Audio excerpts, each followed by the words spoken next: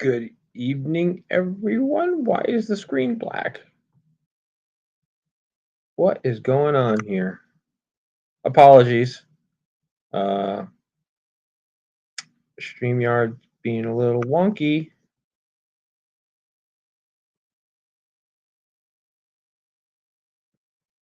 I don't understand why the screen is blank. Well, welcome anyway. While I try and figure out this technical issue, I am AJ, your ever faithful host. Welcome to SciFi Vision Presents Fandom Access, where you never know what's going to happen during the show because of weird stuff. Now, why is this not? All right. Bear with me, folks. All right, I got the background back, but where the hell am I?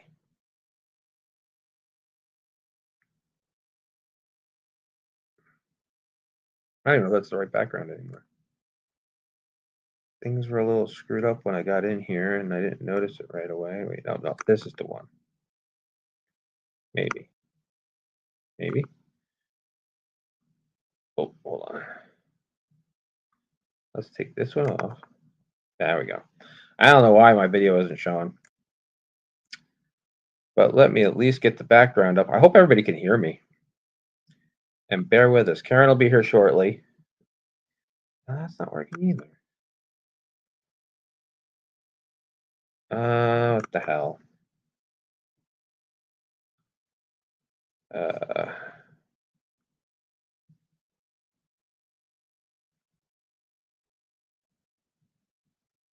I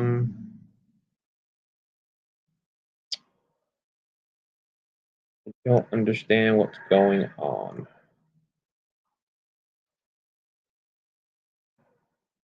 So I got that background up.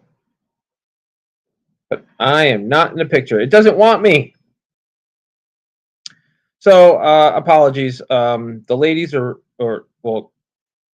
Jamie's going to join us after we start, after Karen and I do Invasion. But Karen is running a little behind tonight, and she's in the elevator.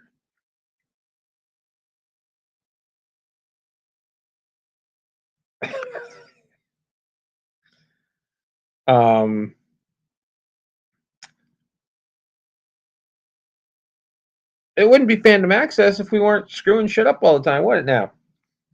I'll tell you what, that didn't work. I don't understand what's happening here.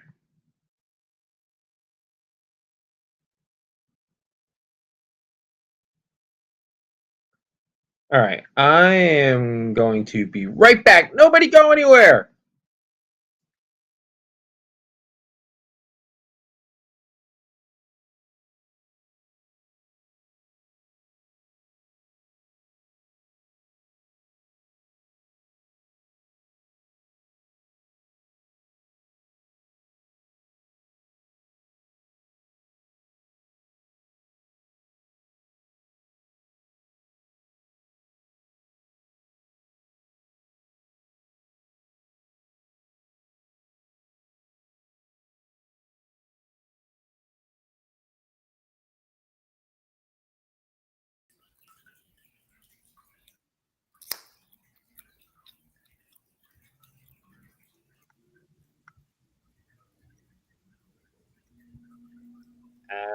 I see me now at least. Oh, hi, Karen. Hi, why are we not on the screen? I don't know. I don't know. When I came in the media assets, it didn't say Fandom Access. Oh. So I had to switch it. And after I switched it, when I came back in, I wasn't on the screen. Weird. Oh, there we are. I did fix it. You got us? Yeah. Oh, I put the background up because it was just black. Like there was nothing there. It was just a black screen. You have my background. I know. Last night I decided to invite myself over to your house for our show. It's not my house. It's the basement and pump up the volume. I know. But, I was like, look at guys, I'm at AJ's. Let me see if I can change it. So are we not going to wait for Jamie? No, we're not waiting for Jamie. We're starting with Invasion, and then I need I wanted to have 1 minute to finish my Invasion photos, but I guess not. So I guess I won't have, or I can start trying to populate them while we talk a little bit. I guess we should start though, because we're a few minutes late, right? Yeah. I'm trying to remember what the hell happened. In Invasion? I rewatched it today, so I could remember. Because I watched it a while ago last week. Let me grab my glasses real quick, all right? Okay, you go grab your glasses. And you guys can just all stare at my pretty face while I look at the text messages from Jamie and Karen. I'm back. Oh, my house is such a mess. Holy crap.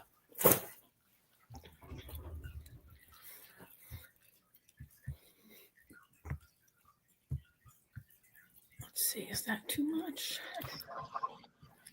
Oh, that's perfect.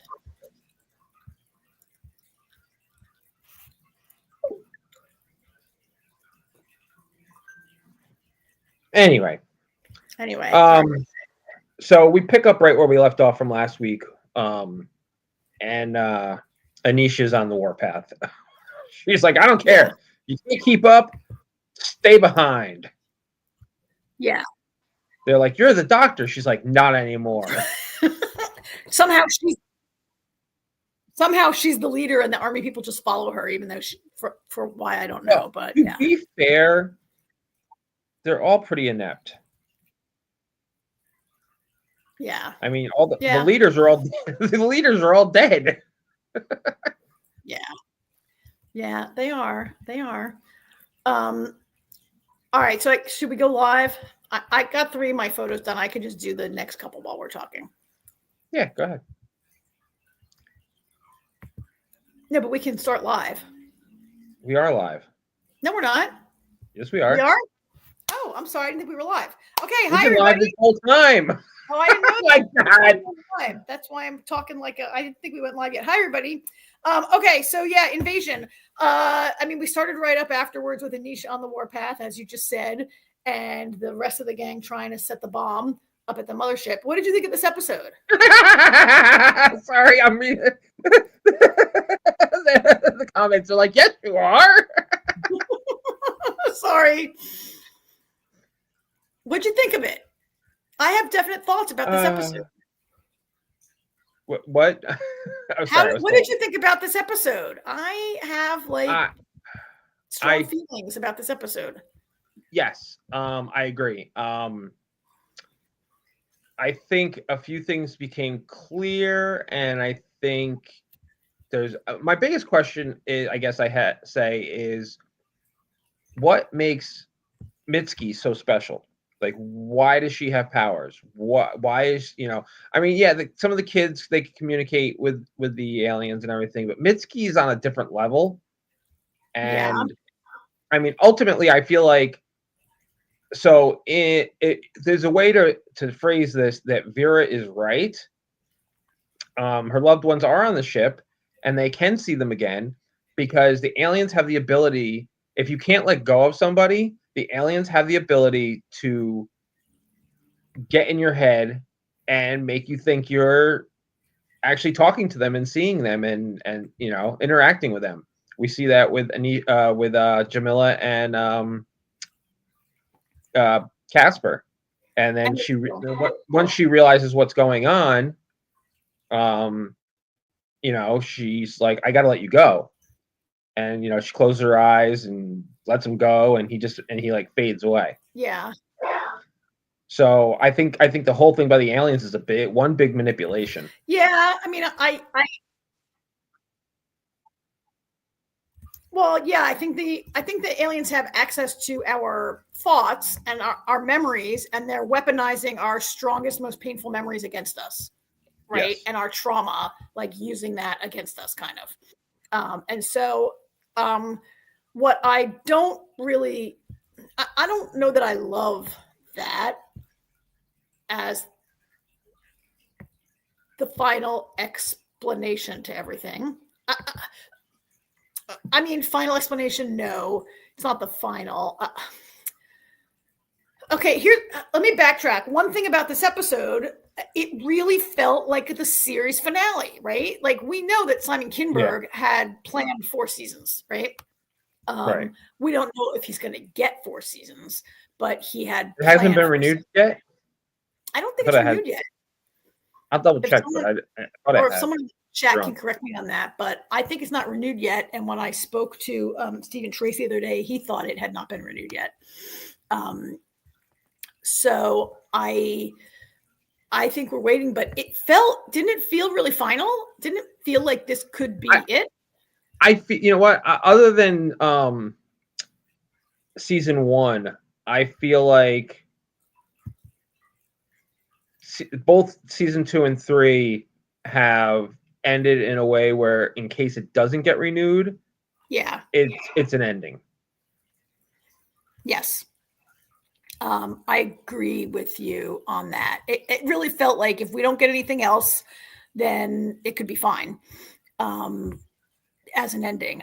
And no, it hasn't been renewed yet. Yeah, it hasn't been renewed yet.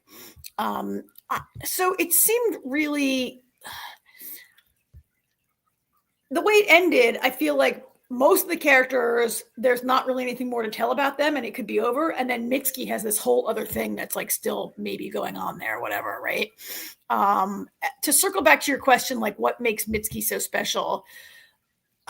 I agree. And even these few people, so the aliens mess with Verna and her memories. They mess with Mitski and her memories. Really nobody else that we saw. Is that because we just don't get to see what's happening all over the world, or is it really just these handful of people that I think it's just because we don't see everybody. We just see our main cast. And I mean, we see them messing with Jamila, you know? Well, only at the very end when they're under attack, right? Yeah. Like, it kind of makes me wonder if the aliens, while they do have these hunter killers and spores and everything that are the drones that are very inept at killing, I think ultimately the aliens might be afraid that the humans could easily overthrow them, which is why I think they manipulate them mentally. I mean, maybe. I mean, I feel like maybe it's their only weapon. Well, it's not their only weapon. They have hunter killers. Okay, yeah. I mean, whoever is the big power of the aliens, this is their best weapon, right? They evolved to psychological warfare. Yeah, they evolved to this type of psychological warfare. I just don't really. I had so many questions at the end of this. One of which is, as you said, what's so special about Mitski that they would. That she's able to communicate with them, or I mean, if there are other people around the world who can communicate, have learned the language, like we don't really get to see that, right? Yeah, we're just going to see our main cast. I gotta say, I love the scene when the overhead of Mitski running through the maze. Oh yeah, I love watching her. She has got her hand out along the wall, like a kid picking up with a stick, going down a fence. That's what it made me think of. But it was just a cool shot. Yeah, it was pretty cool. I don't have a picture of that. They only put like 6. The last picture you had was in the vein of it. Yeah, I want to get my Casper picture here open because we finally got one of those. I was a little let down that it turns out that Casper, I mean, we knew Casper couldn't be alive, right? But it turns out that, Casper all along has just been a memory, and the aliens are like weaponizing the memory of Casper to control Travante.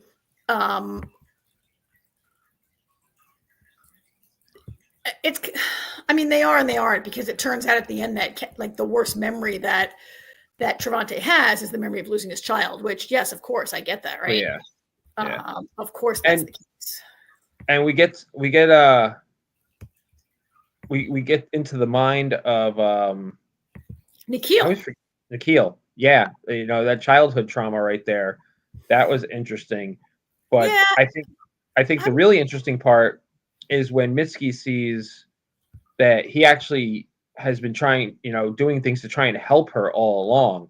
That and he just takes whenever they blame him for shit, he's just like, "Yep, that's me," and he never like tries to correct anybody. Like it's almost like he likes having that persona, even though that's not really who he is. Yeah, so I didn't really like a lot of that.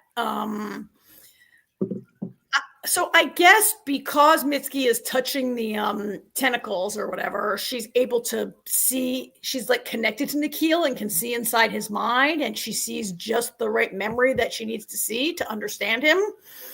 I guess, right? Is what's happening. Don't get me wrong. Don't get me wrong. He's still a huge jerk. He is, and I was okay with that, and I don't really like the adding of this, like the softening of him at the end here a little bit, giving him this like this horrible past trauma and this like kind of self-loathing that they give him to explain why he so he carries. I'm okay with it because it's an explanation to why he is such a jerk. It doesn't change the fact that he is. It doesn't make it okay. Lots of people have had really bad childhood trauma. It doesn't turn them into this super jackass. Billionaire jerk. Yeah. Yeah. He's still responsible for who he is as an adult, but at least as the audience, we can say, okay, I understand where he came from, but it doesn't justify him. Yeah, I don't think it, and I didn't need to have him, I didn't need to have him like softened like that. Like for me, it was unnecessary to be like, oh, guess what? Nikhil's really, he just has this self-loathing from getting his mother killed for money, but it didn't stop him from pursuing money for the whole rest of his life. Right. And being a jerk. And he didn't learn anything from it. And he secretly tried to help Mitski, but he never stands up for himself and tells her. He just takes it because he continues to punish himself for something, I guess, right? Yes. I didn't really and then in the end we show him searching for Mitski. Like I can believe that he'd search for Mitski without having to have that sort of like little bit of his history. I mean, it's fine. It didn't like ruin the show or anything. It just wasn't really necessary for me. And I'm okay with him just being a total jerk. And I didn't need like a past trauma although that's really what the show is about trauma haunting us, right? Yeah. I didn't love it. It was fine. I didn't love the Casper thing, but we knew he had to be dead, right? Like, I mean, well, I'm still not completely convinced. Just because they're messing with her doesn't mean that he isn't still alive in the real world in a coma again or something. I mean, he probably isn't coming back. He probably is actually dead, but I wouldn't be surprised if he does show up in season 4. Yeah. I do and I gotta say, the aliens were smart enough to age him and give him, and let his hair grow out. I do like, Kimberly says here, I knew Casper was going to show up and I liked Jamila's storyline. I liked it too. I liked that Jamila was the one to figure it out. Yeah. Like, well, she's always been the brains of the outfit. She kind of is, yeah. And she doesn't get sort of sucked into the dreams as much. And she figures out like, hey, this isn't really Casper. This is like me, right? Like it's not her subconscious, but it's the aliens using her subconscious and her memories to try to manipulate her. Is one reading of it. As I watch this, so at this point in the episode where Mitski was like feeling the tentacle and I don't know if it's this exact scene with Verna, but there's a part where she says attack. That's the command. They're saying attack, that the aliens were saying attack. Right. I kind of felt like the aliens are saying attack, but are they saying, is it a command to go attack or is it we are being attacked, we have to defend ourselves? I felt like, I took it as attack because then you see all the aliens heading towards Jamila and Travante and Nikhil. Yeah, I thought as I watched it I could see why you would. No, I could see why it's a question. Like attack. We're under attack. We have to go right. defend ourselves. And we've talked. There have been a few times over the course of these 3 seasons where the alien, like the blobby alien in the lab, had said to Mitski, "Why are you hurting us?" or something like that, right? And times when they don't seem to understand that they're killing us. And then I remember, oh yeah, they wiped out millions of us. They're not here for like any good reason.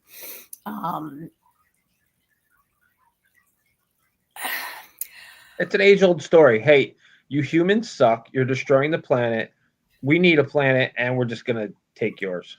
Yeah. And fix it.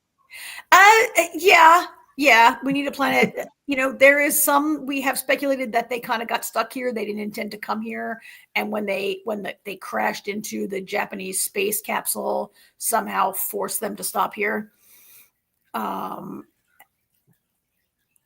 They're like, hey, we were going to this planet, but you know what? This one will work too. Get the ammonia cannon. We're stuck here, and we have to change it so that we can live here. And maybe they didn't understand that they were hurting us, or maybe they didn't care that they were hurting us, right? I don't think they care. They have to understand. It's not. I know, but if they can, a part of this I didn't get was like, I'm still stuck on the space plums from last episode when Mitski doesn't bother to tell anybody that the space plums have enabled her to breathe this air. And even with the aliens dead, like, I think that's a useful, maybe we want to keep growing them and using them. Like, okay, the aliens are going to destroy the air, but eventually we're going to pollute our own air till we die, right? Fair enough. And maybe like, there were some things there that I felt like Mitski, I'm not sure I feel about Mitski's sort of transformation here at the end, where she's like, I don't know what I am. Like, girl, you're human. Nobody thinks you're an alien. You're not an alien. You're just a human who doesn't have memories, who can communicate a little bit, right? And she won't help plant the bomb. And then when she sees that her 3 friends are sort of like frozen in memories, now she decides she's going to help them kill them after all. And in the end, she doesn't have to plant the bomb. She just like touches the wall and screams really loud. And that destroys the mothership somehow, destroys the hive mind, right? Like, did you understand any of that? Because I didn't. Well, yeah, I feel like it was, because the way she's connected, I think she kind of maybe, I took it as she like overloaded their senses. I guess. Okay. And then they said, hey, that's not nice. And they took her. Is it, hey, that's not nice? Or is it, hey, we like you? Like, this is where the mother that seemed aggressive to me. I don't think that was like, come be our friend. And like they took her up into this thing. This is the beam that was like knocking out the helicopters and stuff in the beginning of this season, right? If the mothership is now the hive mind is destroyed, I don't really know who or what it was that managed to suck her up into the sky. Yeah, that I'm not sure about either. Unless what they've thought was the mothership the whole time is not the mothership, and the mothership has been orbiting the planet this whole time. Yeah. And that's what sucked. When I did the Apple press day at the beginning of the season, they invited a bunch of journalists. They invited us to do that interview with Simon Kinberg at the beginning of the season. And there was a list of spoilers to not spoil. And one of them was that Mitski is abducted. Like they are calling this, the production team is calling this an abduction. Or they were at the beginning of the season. So it does seem like she's abducted. I don't know why they're taking her. And then they seem to, as she floats up, we see her memories are like, is that her memories being restored to her? I think, right? Because how she's lost all of her memories through being in contact with them. Yeah, I think I think one logical reason they took her is because, all right, you keep screwing up our plans. We're not gonna let you interfere anymore. Yeah. Yeah, Golden Child says she ended up falling for the alien's trap, just like the lady who was willing to risk everything to see her sister, Vera. I mean, she kind of did, right? And they, I'm not sure if they're restoring those memories to her, why they would restore those memories to her. I guess if she doesn't have the memories, losing the memories is a bad thing. And yet, if she didn't have the memories, then she couldn't be manipulated like people who do remember their trauma, the lost people that they loved, right? It is giving her the memories back a way to control her more. I don't really know what's up with this. I think we'll have to wait for season 4. I think so. I want to talk a little bit. We should talk a little bit more about Anisha. Vera and Anisha. Oh, Anisha. Anisha, who suddenly became the leader of all the soldiers because I guess they just followed the angriest person. That works. Right? She becomes so mean, and she's like, if you can't walk, just like Vera, she's like, if you can't walk, then you can't follow us, And I understand she's very angry over Clark's death, but yes, why she suddenly became the first in command of all these soldiers who only 2 episodes ago were like, I don't know if you necessarily say she's the first in command, but it's like she'd go without them. So I think she's just the one walking in front. Yeah. Yeah. And she was really kind of horrible, but she sort of finds herself when Reese gets shot through the arm, she does stop to help him, right? Golden Child, how did she all of a sudden just become a sharpshooter? Yeah. I mean, she was in the movement. Yeah, she was always a pretty good shot. I mean, Clark taught her to shoot in the movement, but it wasn't really all of a sudden. We just haven't seen her. There are people who shoot guns their whole lives and can't shoot as well as people on TV. We just have to accept that, right? And there's some people that are just natural. Well, I've shot a handgun at the shooting range, and it's much harder. I couldn't hit the side of a house. I'm pretty good with a shotgun. I cannot hit the side of a building with a handgun. And I'm talking about in a controlled firing range situation, but a little trap shooting I've done and stuff like that. And I was I shot it. It's really hard to. I mean, she shoots everyone with a handgun in this episode. She's only shooting a handgun. I mean, I guess you wouldn't give her a big rifle. Why would you, right? I kind of enjoyed Angry Anisha a little bit for a little while. She was okay, and she's on Vera's trail, and we should talk about Vera because Vera is kind of horrible in this episode also, right?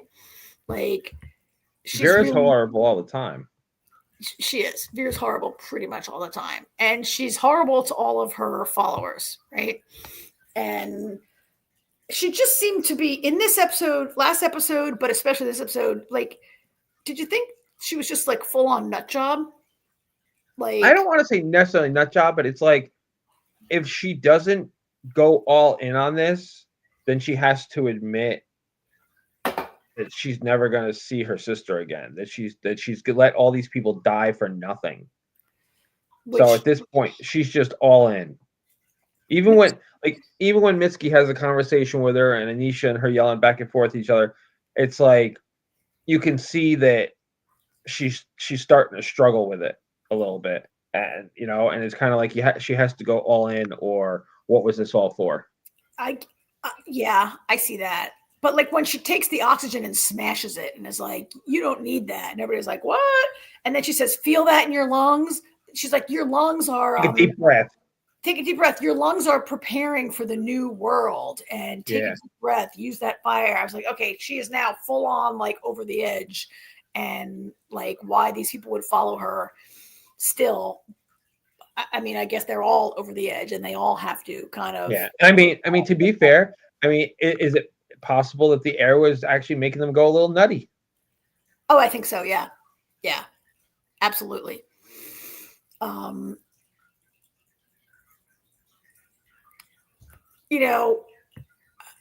didn't love her conversation with Mitski because. Through this conversation, she's like, I know who you are, Mitski. That scar on your neck, I know what they did to you. She knows all of a sudden she knows everything. I don't know where she got all this information, all this secret government information. I know she's Infinitas. But they had somebody inside. Infinitas had a spy inside. said at one point. Yes, they had somebody inside Nikhil's, like that guy, that lab where she was tortured.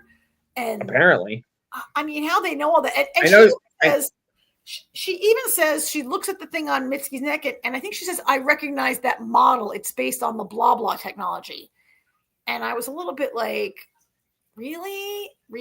She knows so much about Mitski, who, like, as far as I knew, she never laid eyes on until like this episode, or a couple episodes ago at the airport, I guess. She did a lot of research.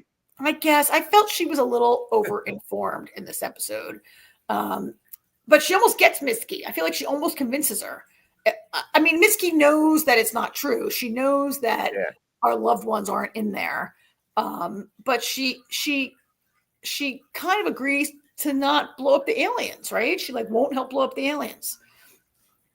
I think Mitski's born because she's not entirely sure what the deal is either.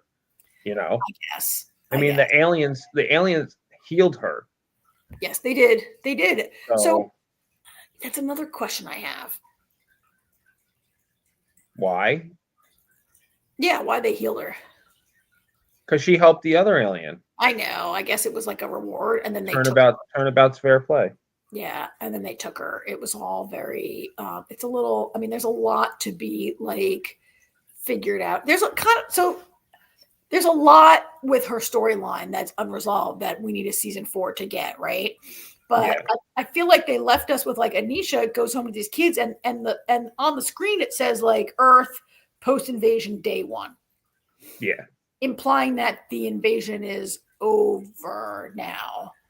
But because it was like, like that one episode was like, it's not an invasion anymore because they've already invaded. It's now infiltration. Oh yeah. Yeah. I also wonder if I want to put up Kimberly's question real quick. I forgot her girlfriend's name, Hinata.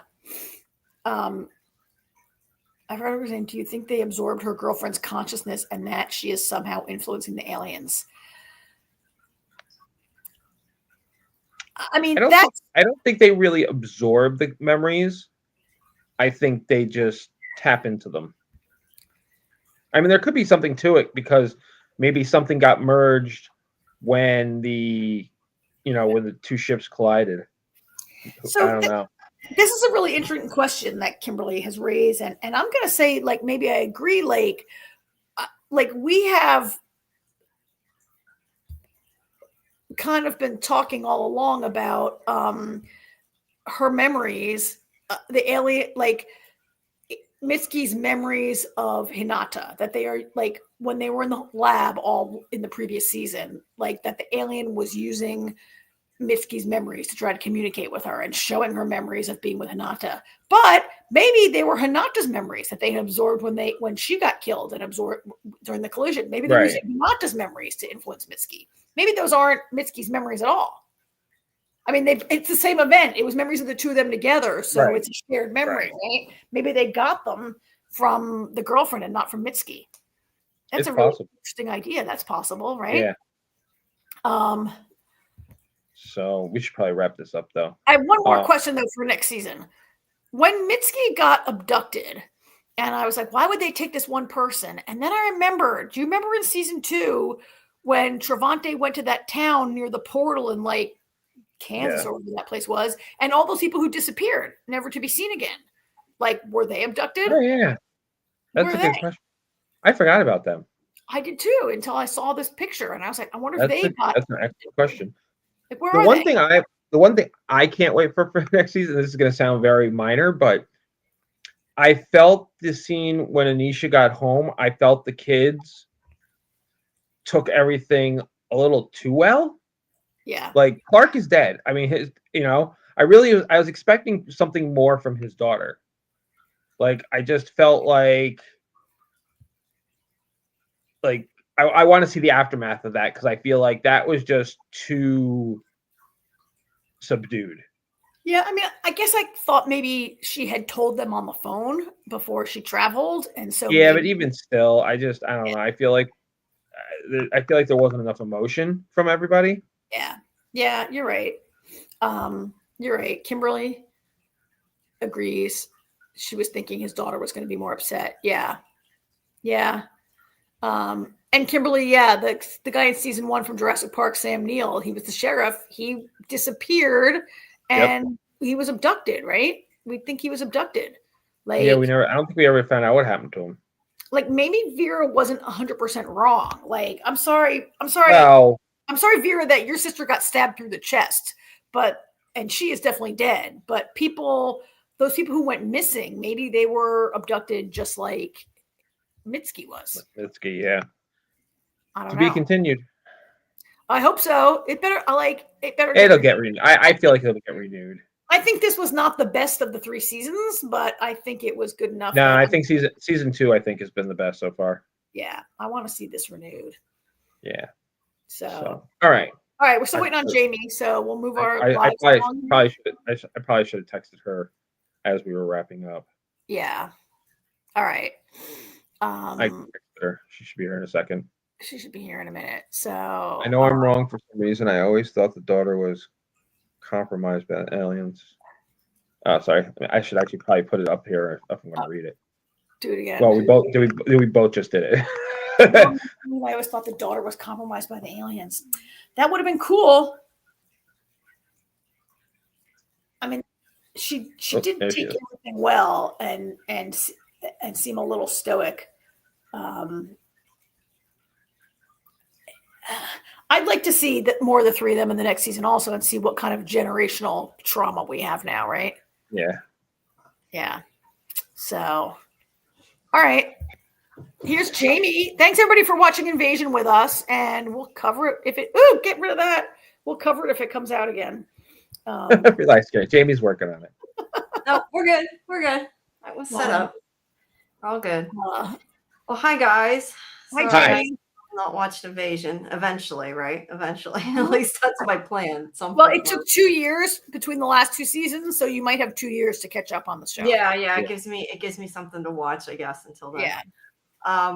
But yeah, well, we got a lot tonight. I know you guys at least got through one, but we got quite a lot. Right, so, bring it. Do you want to do? I mean, we don't have to do Talamasca first. I just chose one to put up. Sure.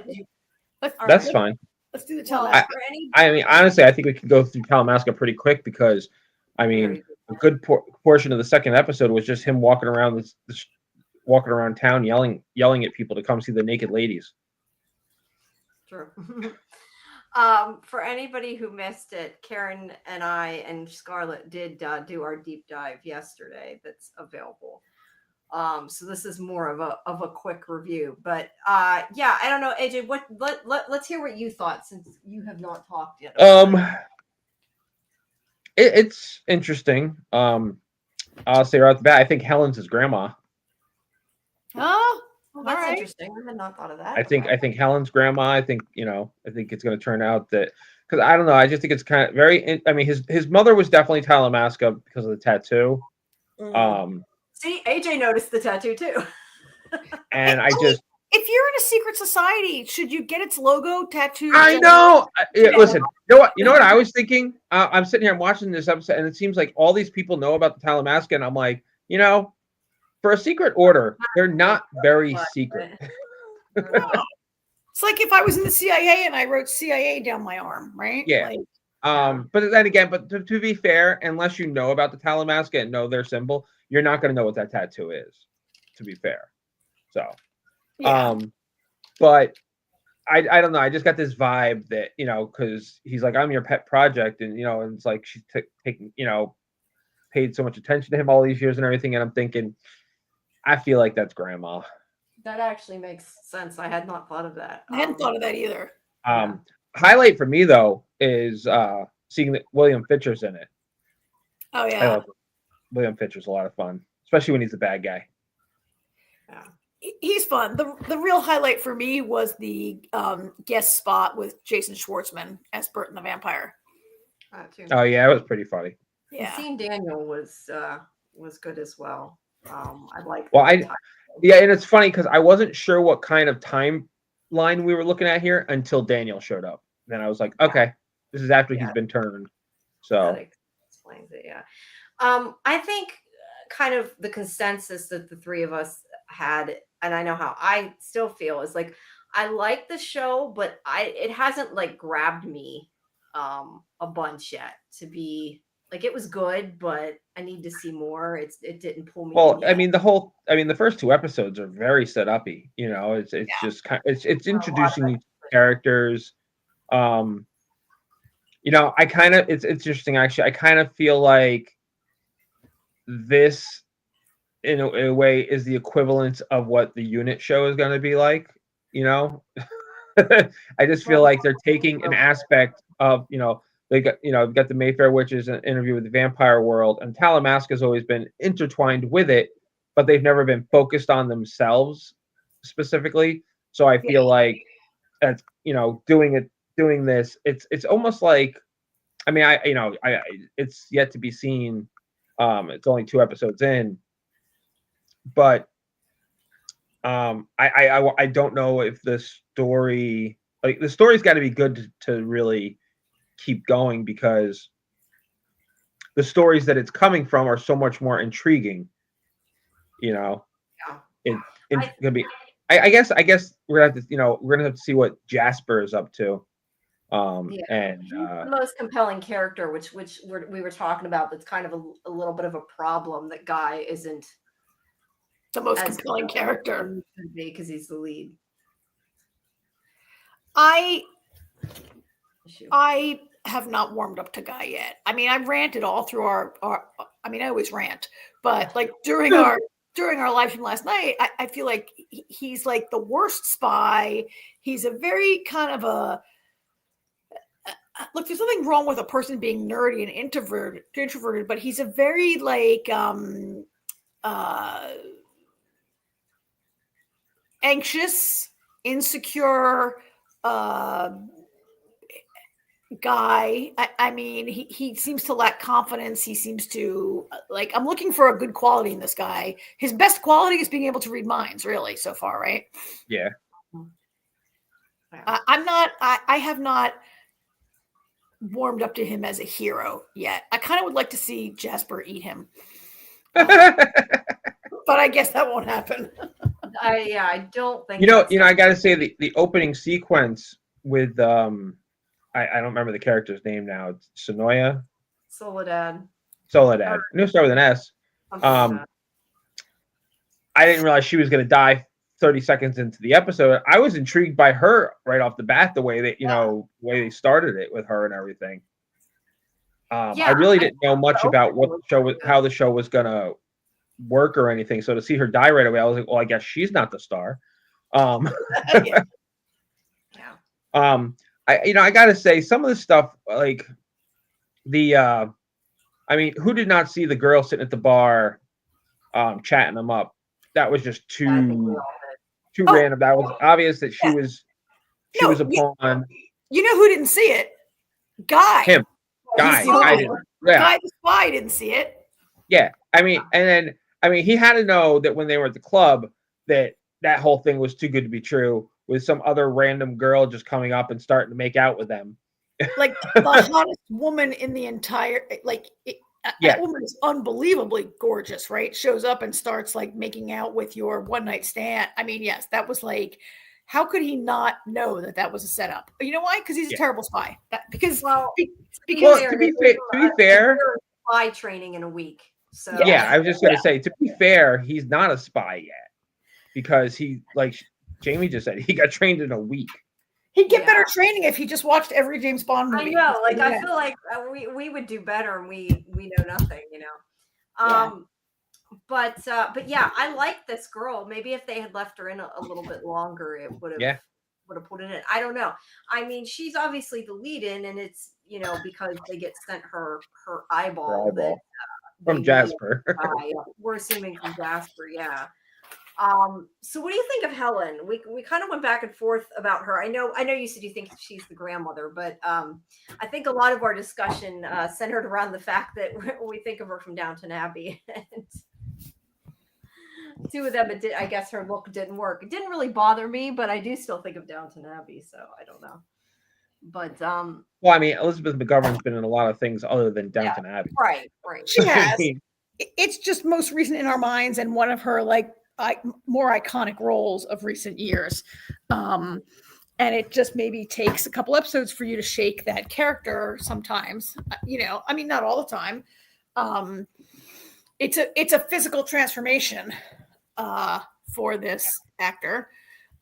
She's a little, I mean, she's supposed to be very posh and very reserved and kind of cold and she is all those things, which makes it hard to like her.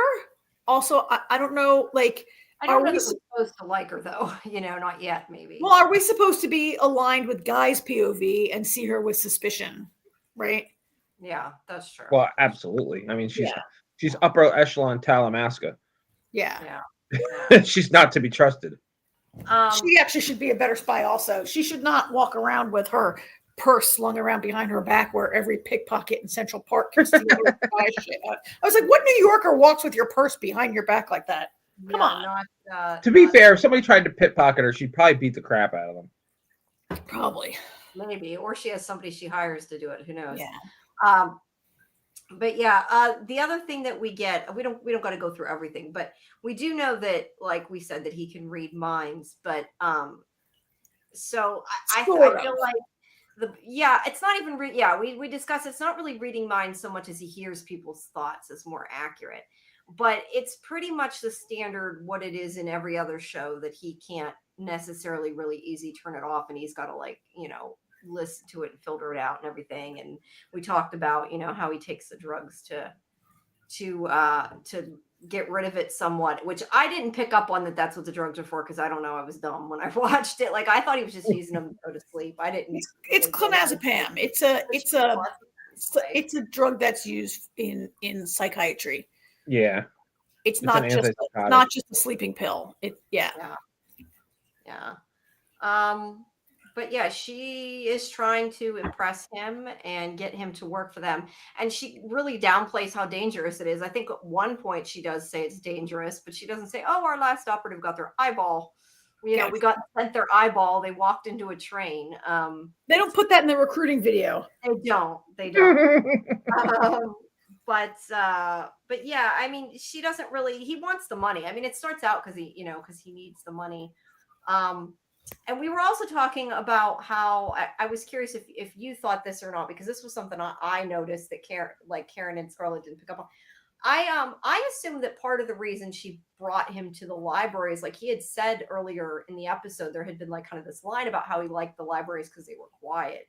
So I don't think it was all just like to impress him. I think some of it was also because she knew like that was what was something that helped him or whatever. Well, something that would impress him. Common, I guess. Yes, but not impress him because it's huge and it's empty. I mean, impress him because he liked that there was quiet. But we also talked about the fact she gave him his letter. Like, do you think that she did that so he would go find out the truth? I mean, I think that's kind of,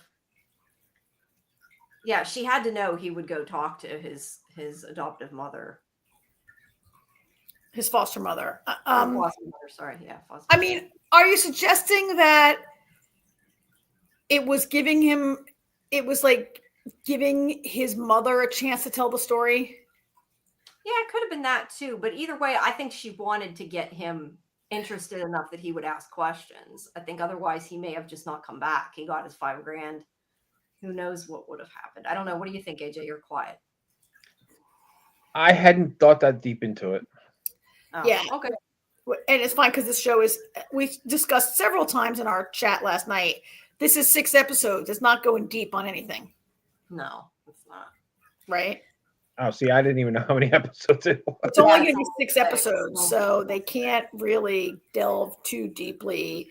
I mean, I thought this letter was like Helen's proof that they've been watching him his whole life, and like, for him to be like, "Oh, you lie," she's got the proof right there. She did have to know that it would send him to his foster mother, who would reinforce the story.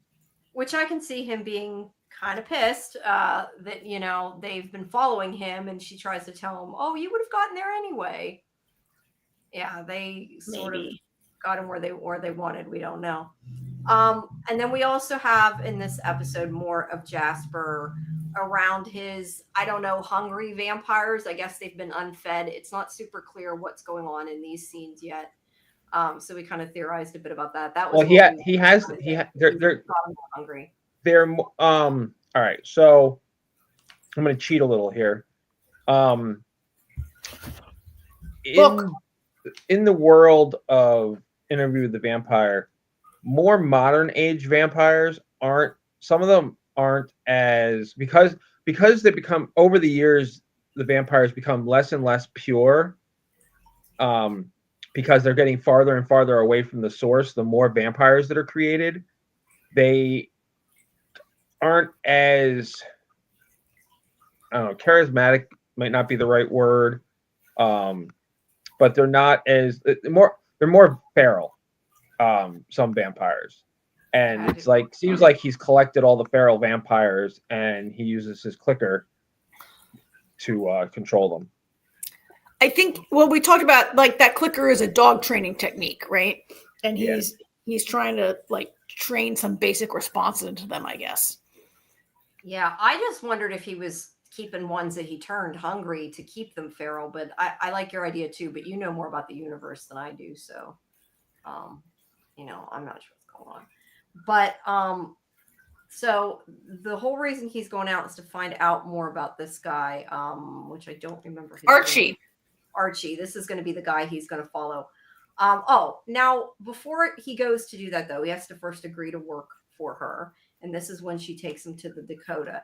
Now, I did want to ask you, AJ, because we had differing opinions on this.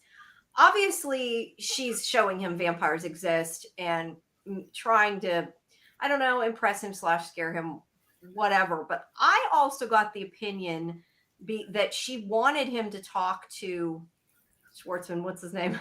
Archie. Jason Schwartzman. To Burton. Burton vampire. Yeah. That she wanted him to talk to Burton to get a feel for him to see if she could completely trust him, because she makes a comment after he sees him and it's just almost a throwaway comment, but she says something like, is he good or bad? And what about me? I kind of wondered if I don't know. I thought that she wanted his take on it because she knows, she even says like, if you can read minds, that you can communicate with other people who can. And I think she knows that he's maybe one of the only people that can actually read the vampire's mind and that she wanted him for that purpose too. I don't think she knew that. Well, she says that he might be able to read other one's mind that can read minds. Whether that's why she took him there, I don't know, but she says that. Yeah, because when he does read Burton's mind, Burton's like, wait, how did you do that? Because Burton's blocking him. Well, Burton was surprised when he couldn't block him. Not that he could read his mind, but yeah. Well, we don't. Right, but that's what I'm saying. So I don't think she had any inkling that he could do that. I think she brought him there just to introduce him to the world of vampires, and why not start with a vampire that's nice? Yeah, I guess, but she did. I mean, she did know he could talk to him, though. She had to, because otherwise she wouldn't have made that comment about he could read minds. Well, yeah, no, she knew that. Maybe she means other mind-reading humans. Okay, I thought you were saying she didn't know that. I misunderstood what you said. No. I'm saying I thought you were saying that she wanted to see if he could break through the block. That's what I thought. No. I think that she wanted to get his impression of Burton, though, because she knew he could read his mind. Nothing to do with the block. I disagree. I think she's known Burton for decades, and she has a pretty good impression of who Burton is. She's known Burton a long time. Okay, well, that line's what made me think that. It was. I disagree. I said it was kind of a throwaway line, so it's hard to tell. She could have just been asking him what his opinion was, but not for her own. I guess. I just think that that's something that can come in handy if he can potentially, talk to the vampire. Well, obviously. Well, that's why I'm saying, like, I think that that's a big part of it. Maybe she didn't mean him in particular, but I do think that could be something that she might use him for later. I don't think Burton is a recurring character. I think this was I know you're probably right about that. I think this was a fun thing for one episode. It was great to see Schwartzman, but he lives in New York. And he really shows no sign of really wanting ever to leave his penthouse in the Dakota. And the action has moved to London. Yeah, that's a good point. So, yeah, there's the idea that he can break through his block, which surprises him. And it gets him to scare the shit out of him to show him what he can do and that he's a lot more powerful. And he freezes Pretty and Helen. And Yeah, I think he is sufficiently scared at this point. And she's trying to get him, talk him into coming. The other point of this scene, though, is also that Burton visits him after, like he's not sure if it's a dream. We know it's not because the chair is spinning, and that's where he finds Daniel's book with his mother's name in it, and proceeds to go to the book signing to try to find out stuff from Daniel, who is not impressed that he's bugging him. And tells him that the Talamasca put his mother's name in there. He didn't, and that's kind of what starts the search. And he, gives him the picture and says his mother's alive. And we kind of talked, about the photo that we think looks very photoshopped. It's totally photoshopped. We discussed that, I think, a little bit too far at length. We talked about the tattoo and that it's in England. And we talked about all these Brits walking around with like Union Jacks on their clothing and to prove to us that it's England. Yeah, I still think it's funny though that when I saw this, and I think you were supposed to, I saw the flag, and until I was looking at the pictures, I totally did not notice Big Ben. I'm like, oh wait, there's also Big Ben. That tells us too. That's kind of a good indication. It's not here. But what do you think, AJ, about the picture? Do you think that's her? Do you think it's a relative? What did you take from that part? I did not give it too much thought. I felt like it was one of those things that'll play itself out later. All right, fair enough. I think we gave it way too much thought. To be fair. I thought it was Helen in childhood with a friend or a sister or a classmate. And then I got hung up on like the age of this photo versus the age of Helen, and like, yeah, we went down that rabbit hole for a while. Yeah. I can't tell what the letters are at the bottom of it. It looks like MEM. I thought it was like a memorial thing or something. Although I'm not sure why that makes sense, but for whatever reason, that's hey, get back out of the hole. Yeah. Yes, you're right. Don't go down the hole again. This is not lost. Let's go. You are correct. Right. Maybe it's connected to From though. Shut up, AJ. Say that people might think we're serious. You got to be careful. Them fighting words. I can't even talk. Fighting words. All right. So then the second episode, we find out more about what happened to Soledad. Now, not that we didn't already know she went splat, but they find her. And what the heck? What is with the silly putty, though, or the point of the silly putty is? I don't know. I feel like that's going to come back around to play a part. There's going to be something with the silly putty that it's going to be a clue. I'm sure it's going to be Guy that finds it or something. There's going to be a connection. Something. Yeah, I don't know. It's just kind of a little odd. We got more of Fitchner, Jasper, and he's clearly is the head of everything, and that we know from listening to Helen that that the London Talamasca, the London Mother House, has kind of gone off on their own. Yeah, it's extremely compromised. It's taken over by Jasper. And yes, and so that's what they want Guy for. And we were talking about how naive he is, that he's like, I'll do this, but you can't lie to me. And she's already lying about his mother. So the fact that he seems to believe that she won't is a little... what? Naive, I guess. You know what drives me nuts though is when he's following them, and Jasper joins them at dinner, and he's trying to eavesdrop, and Jasper says, "Ooh, who do we have here?" And he turns around and looks right at him. Like, wouldn't you run the other way? Like, you're not supposed to be noticed. Terrible spy. The vampire notices you, and you stare at him. I mean, Guy also, remember when Archie goes in the restaurant and Guy's gonna take a fake selfie to catch Archie, but he's totally taking a picture in the window, so obviously he's the worst. That's the moment I'm talking about. That's when because that's and then when Jasper bumps past him. Jasper bumps past him, then he immediately takes his pills so he can't read the dead guy's mind, or before the guy's dead, not dead guy's mind, Archie's mind, because he's taking his pills. As soon as Jasper says, "Who do we have here?" Guy turns around, looks him dead in the face, makes eye contact, turns around, takes the clonazepam, to block the voices and then runs, right? And Yeah. then ends up calling 100%. Archie and taking those pills comes back to haunt him 10 minutes later. Yeah. I just don't understand why he took. I feel like if it was me and somebody knew I was reading their mind, like, oh shit, you're scared. But making it so you can't read any minds is not going to fix that problem, you know? So yeah. the whole thing with Archie, I'm a little dumbfounded by that scene. So he hears a commotion. He goes up to investigate. His one night stand is hanging, and Archie's throat's been ripped out. What the hell happened there? Well, I mean, obviously a vampire killed Archie, right?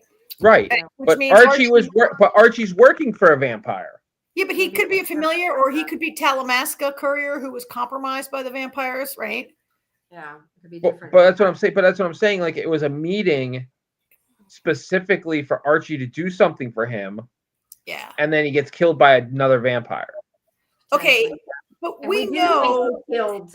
We also think he killed Kevis, and then the vampire killed him. Is the other. But we know, AJ. I mean, from if you've read Interview, if you've watched Interview, or you can even guess that the vampires are not all one giant. No, I know that, but Jasper seems pretty. But all right, let me start with this. Why did he hang her? Why did Archie kill? Yeah, I'm guessing Archie went there to kill her, but why? That's what I'm saying. Like, the whole thing is very. Oh, nice shot. The whole thing is very confusing because maybe the same person killed both of them. Oh, I like Kimberly says maybe he was killed because Guy was following them and Jasper realized he was a liability. That's a possibility. Maybe that's okay. You know what? I hadn't thought of that, Kimberly. Thank you. That's a good. But see, I mean, there's a lot of questions here that obviously need to get answered because she was obviously a plant. For what reason, we don't really know yet. All we know is that she had a book of some kind that they're after. That was really I mean, she said she apologized when he was still sleeping and she's laying on his chest. She apologized, So obviously there's some kind of setup there with Guy and everything. So much for him being incognito, and then she gets killed by Archie.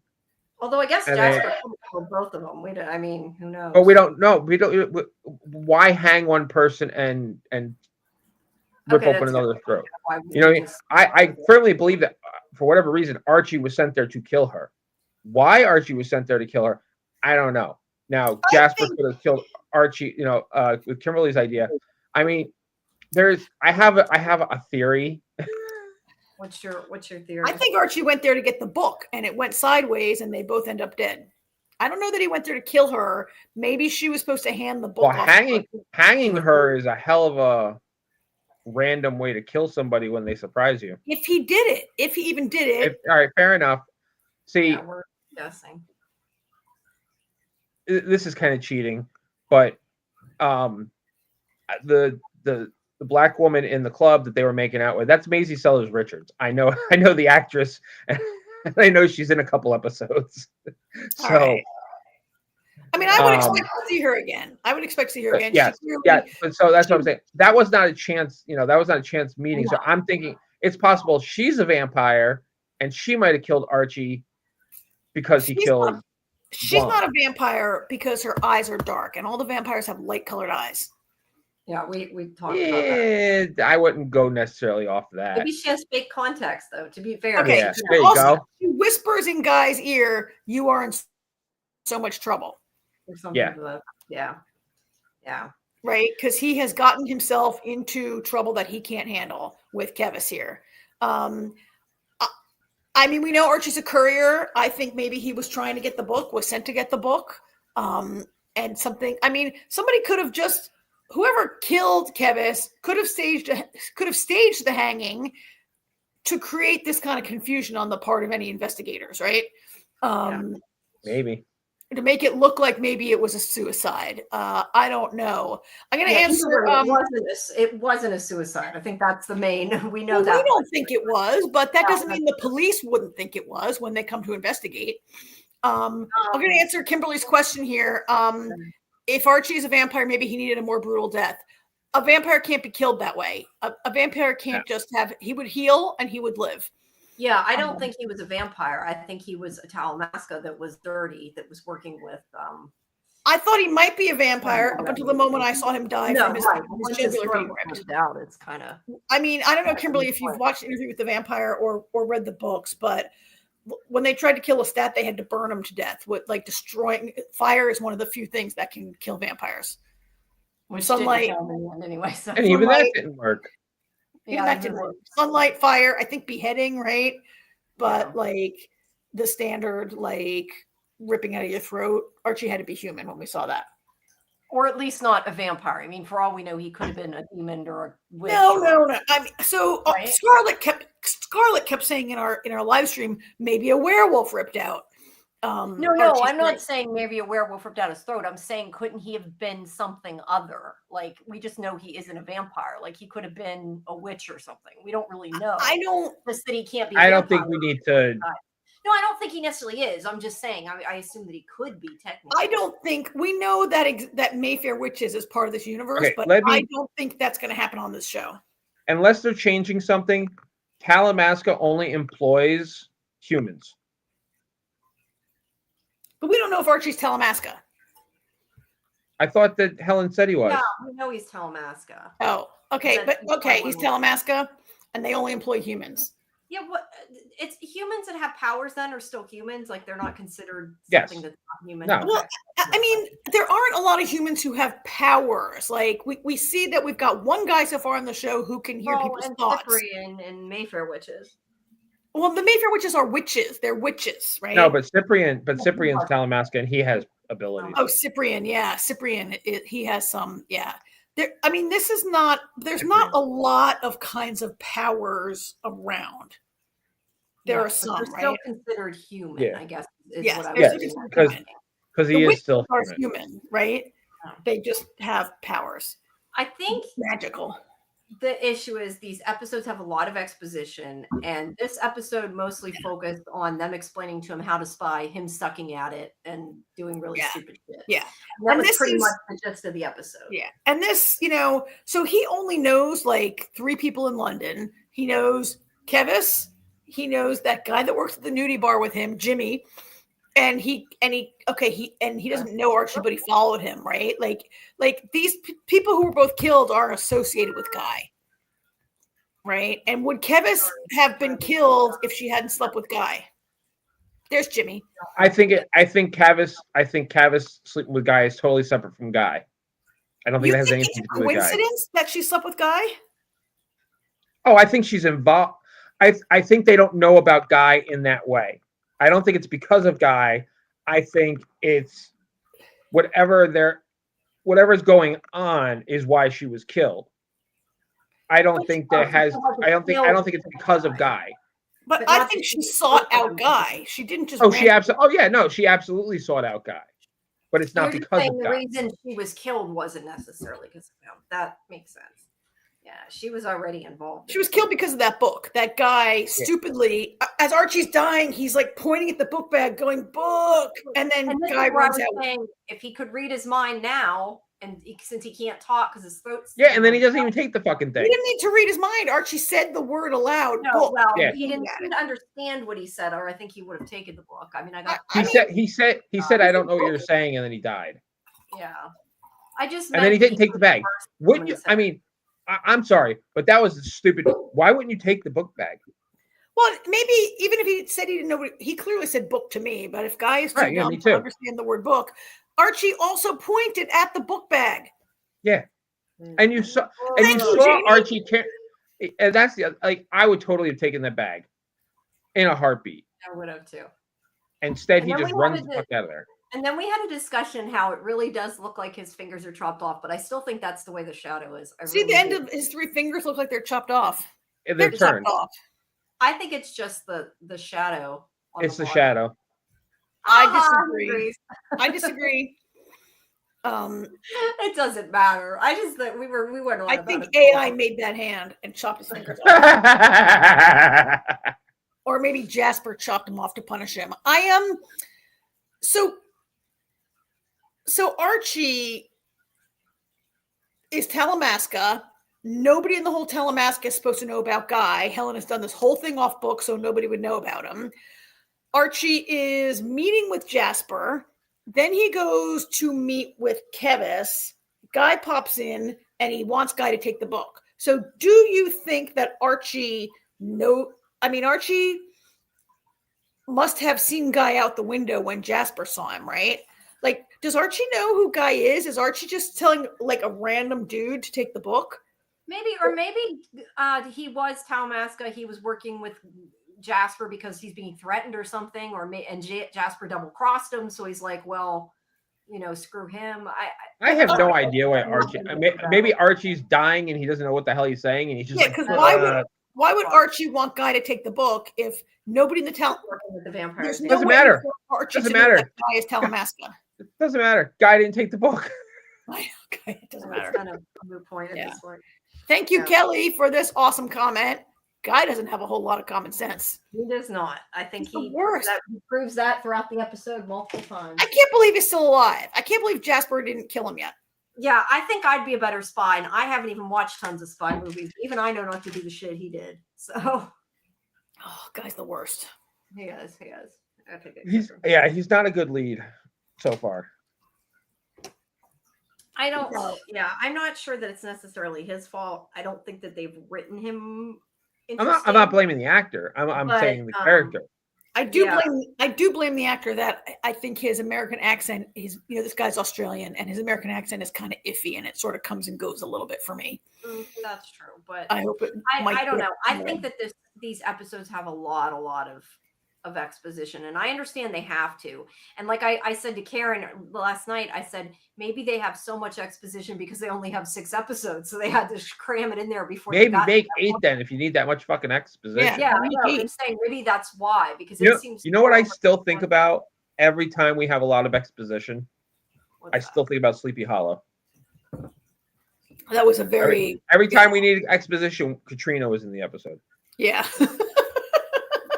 Yeah, she was the exposition fairy. She was. She really was. She would show and drop it. This was very exposition-y. I would hope that the next 4 episodes would maybe be a little more able now to have a storyline that drives itself. I just don't know how you could tell a story like this in 6 episodes. It just seems. I don't know how you can tell almost any show in 6 episodes. Although we do feel that Wayward should have been 6. It depends on the type of show and the story being told. Yeah, and a show that is deep, like the Anne Rice universe is so deep in mythology and like complex rules that 8. We'll see if by the end of this we think 8 would have been better. Yeah, especially with AMC seems to really be all in on the Anne Rice universe. Almost maybe not as hard as they are on the Walking Dead universe, but they're putting in money and they're going in hard on Anne Rice, right? And they have a bona fide hit with Interview with the Vampire. A far superior program to Mayfair Witches or to this, but I mean they're spending money and they're going all in, and that they wouldn't give 8 is a little surprising. I'm not saying they wouldn't give 8. Maybe they weren't asked for 8. Maybe they were asked for 6. Who knows? But maybe they. I mean, who's to say? I mean, who knows? Maybe the next 4 really impresses. I mean, maybe we can hope. Well, we doesn't have to see how it plays out. What's your predictions, AJ? Oh, I don't have any because I don't know what the fuck is going on. Okay. My only prediction is that Helen's his grandma. That's it. That's a good. That's a good. I never thought that. No, that's about as far as any predictions. I will say one thing about Talamasca, because there's no definitive story that it's coming out of. They can't screw it up. True. Well, I mean that's not true. They can screw it up and make it bad. Hope they don't. But they can't. I mean, they. I mean. I can't think it would end up being anywhere near as bad as Mayfair. Yeah. With or without source material. Yeah. So, are we ready to move on? We're ready to move on. All right. You want to do Lazarus now? I had the picture there. Where did it go? Sure, let's talk about Lazarus. We have watched the first 2 episodes, all of us, of Lazarus, right? Yes. And we will continue to have like 2 per week. All right, here, Jamie, have you only watched 2 episodes? Yes, actually, I've only watched 2 episodes. Okay. I haven't had time. Good. So then when I say my theory, there's not going to be any answers that don't say anything but say everything. Yeah, no, I have no idea. I did not watch further. Although I will say I liked the second episode a lot better. I thought the first episode was really slow, and then after the second episode, I'm like, okay, I'm. I watched them back to back, so I couldn't even tell you where the first one ended and the second one began. Actually, yes, I can. It's when he sees his father for the first time. Oh, the first episode ends when he sees his father for the first time, and then the second one literally picks up at that moment. In the first episode, there was a little bit of this, like, is he crazy or does he see dead people kind of thing? And like, there was a lot of potential for that, but by the second episode, it's clear that he sees dead people. This is like the ghost whisperer. Hold on, my program's locked up. I'm trying to. I mean, in the second episode, he learns a lot more about, what's her name, Cassandra, the woman that thinks he's his father. Like, so much more. Everything. I've only seen 2, I think. Right? Everything comes about Cassandra. I didn't watch Beyond. Yeah. Right? No, yeah, we just find out what might have happened to. What might have happened? What might have happened to her boyfriend? We don't know for sure. I mean, we know. Oh, we absolutely know. We absolutely know what happened to her boyfriend. I said we know what he saw, but they haven't confirmed. What I'm meaning is Well, they didn't confirm that he got hit in the head with a statue, but we know he's the dead guy in the attic because we see his necklace. Right. The necklace. Yeah. No, you're right about that. That wasn't. I meant so. I believe 100% that Cassandra killed him with the statue. Oh, I believe that too. Yeah. I do believe that. Yeah, I do too. All right, sorry, I got fixed. I'm not entirely convinced that he's actually seeing dead people. Yeah, I think it's gonna. I do have a theory. I think it's gonna. Wait, let AJ finish his theory first. Sorry, go ahead. So I think, and now I haven't worked everything out yet, but just from these 2 episodes, I don't know what all the connections are or the motive or how it all exactly ties in and works itself out, but I think he's the killer. I think he killed all 3 of them and doesn't remember any of it, and his brain is fucking with him, and he thinks he's seeing dead people, and that's how he knows the things he knows in these visions because he was responsible for the murders. But how would he know Cassandra killed her boyfriend? No. Again, I haven't figured, I don't know. I've only seen 2 episodes and I don't know the answer to get to that point. Okay, that's fair. And part of the reason I feel this way is because Harlan Coben doesn't do supernatural stuff. Mm-hmm. And that's anytime true. And some of his shows though have had supernatural elements that always had a logical explanation at the end. Yeah. So I feel like this is going to turn out that he is actually the one that killed all of them. And I'll tell you, part of the reason I even started to think that at all, the thought only really started to come towards the end of the second episode. But one reason that I feel that way, because either the kid they got playing him as his younger self is a bad actor, or he looks at his twin sister in a very creepy way. It is very disturbing the way his younger self looks and interacts with his twin sister. I didn't notice that, but I did think in those first shots and that first episode, I did think it was possible he had killed his sister. Yeah. What's your theory? Yeah, I agree with what AJ's saying. I don't think it's going to end up being supernatural. What I think it's going to end up being is not necessarily he's the killer, which I hadn't even thought of that. That is pretty smart, but I hadn't thought of that. I think that he's had some kind of break because his father died. And I think that he's like actually looking at the cases, trying to solve these like cases that were unsolved. And he's like recreating them in his head. Like he's seeing the reenactments, but it's really just he's imagining it all. But hallucinating it? Yeah, hallucinating it, reenacting it, either way, but that he is able to, because he's smart, that he actually is really solving these cases but there's no ghost. It's all just like in his head, in his brain. Right. Because it would make sense to me that way, that like the cops can really follow his leads and it doesn't have to be supernatural, but he could still be actually seeing, saying what he's seeing. That was kind of my So like thought. a little more ghosts. Sherlocky. Yeah, kind of, yeah. I don't think he mean, realizes it though. I think he thinks he's really seen it, but I think he's having like a break because of his father. And yeah. I think to AJ's theory, I guess it's possible. So some of these murders, Daniel was killed 20 years ago, right? Who's the third person? Daniel, the boyfriend, Cassandra's boyfriend, Daniel. Daniel's his name, right? Now, was it Daniel? No, wait. What are you asking? Cassandra's dead boyfriend. What was his name? It's not Daniel. Neil. No. Neil. Neil. Okay, but Daniel, Daniel spells Neil. Wait, I'm joking. Anyway, and so you think he could have killed Sutton? Sutton is the sister, right? Yeah. Boyfriend Neil, and there's a third person who's dead. Cassandra and his father was then murdered, right? I hadn't even thought about the fact that he could have killed Neil too. I just meant that he killed Cassandra and his father. I just don't know why he would have a reason to kill Cassandra and Neil. Well, again, I do.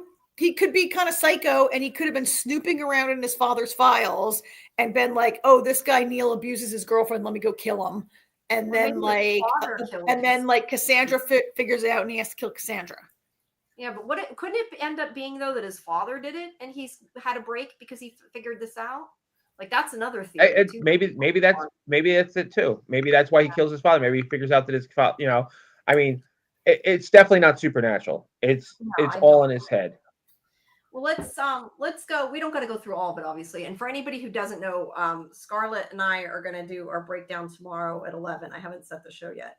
I don't know what we might not do the same time each week, but it's going to be 11 this week. So we have this guy, which I don't think he's important other than like to kind of set it up.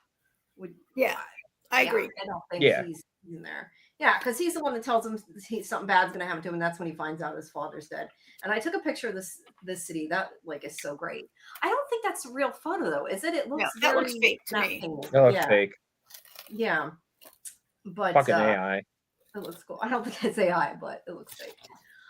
So yeah, the main plot line, like we said, his father we think committed suicide. That's what they're being led to believe anyway. But he left that weird suicide note. What do you think about his theory that that's like the end of a sentence and that part of the suicide note was missing? I agree.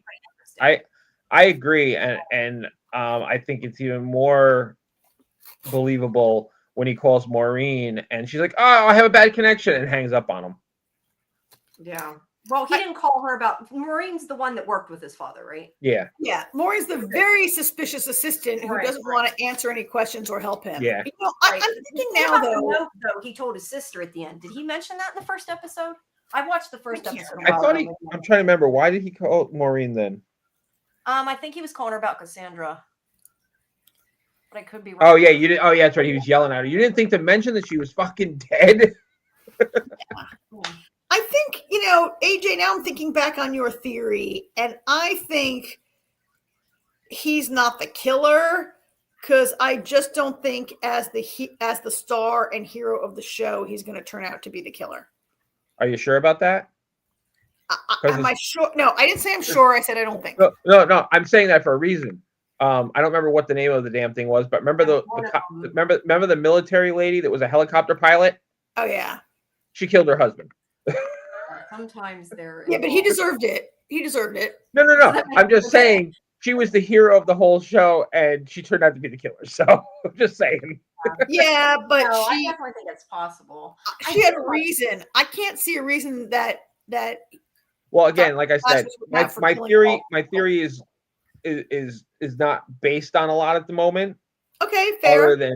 Other than that, he really like the way he looked at his sister with jealousy. Yeah, I'd have to go back and re-look at that part to see.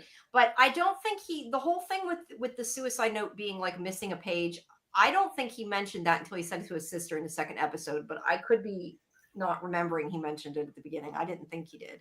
No, it wasn't. Yeah, no. You're right, Jamie. Okay, so that had nothing to do with the secretary. That's what I was getting at. I didn't think. No, I forgot why he called the secretary. But she was suspicious, though. I would agree with that. She's afraid. Yeah, so he gets drunk a lot with his friend. That's when he sees his father for the first time. And I will say, I do like the way that they're doing it, because I like I said, I agree. I don't think it's supernatural, but I like that it's a way that they can make it be supernatural without us feeling like the show has to be sci-fi, but it can still be enjoyable in that way, if that makes sense. Because a lot of shows are kind of afraid to go there when they're not genre or whatever. So I like that they have kind of come up with something. I also kind of like how his father, and this is, I think, in the second episode, but when his father's sort of psychoanalyzing him, which may or may not be him psychoanalyzing himself, which is even more confusing, right?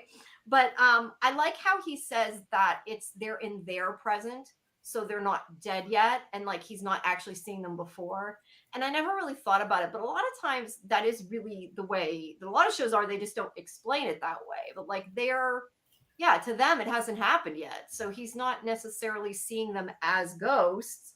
He's seeing, at a different time what had happened. Like it could be like an impression type thing or whatever instead. So I don't know. I just thought that was interesting. I don't know that that's the answer. I just think that it was kind of interesting. Well, yeah, and it's interesting that like a lot of shows like The Ghost Whisperer or Medium, like the ghosts are trying to have their murder solved, and these ghosts are kind of not doing that. No, they're just talking to him. It's also interesting to me that they see him as his father. They've never said, "Oh yeah, it's because he looked like his father," or I mean, his father looked like him when he was younger.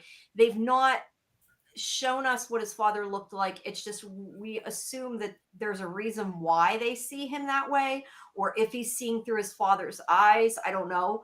I just found that really interesting at the end of the second episode when he sees his sister, because she's like, "Hey, Dad," and I'm thinking, why would his sister see him as his father? That to me is like something I want to understand. But they're not seeing him.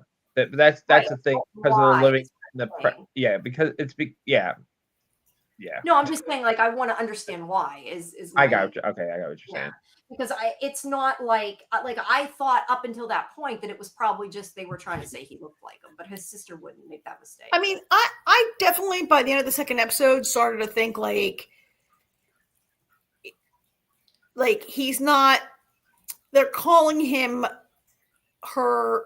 They think he's his father. Like Cassandra thinks he's his father because what he's seeing is like a memory, or he's reenacting a memory, or he's like... Yeah, that's why I said it's almost like he's seeing it from his point of view.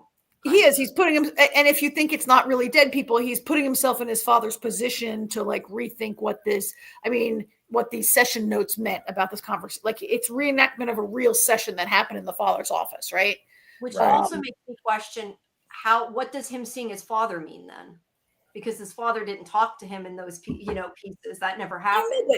He always like has a drink and like falls asleep. So could these really be dreams? Yeah, there's also that possibility. I think that's a good thing as well.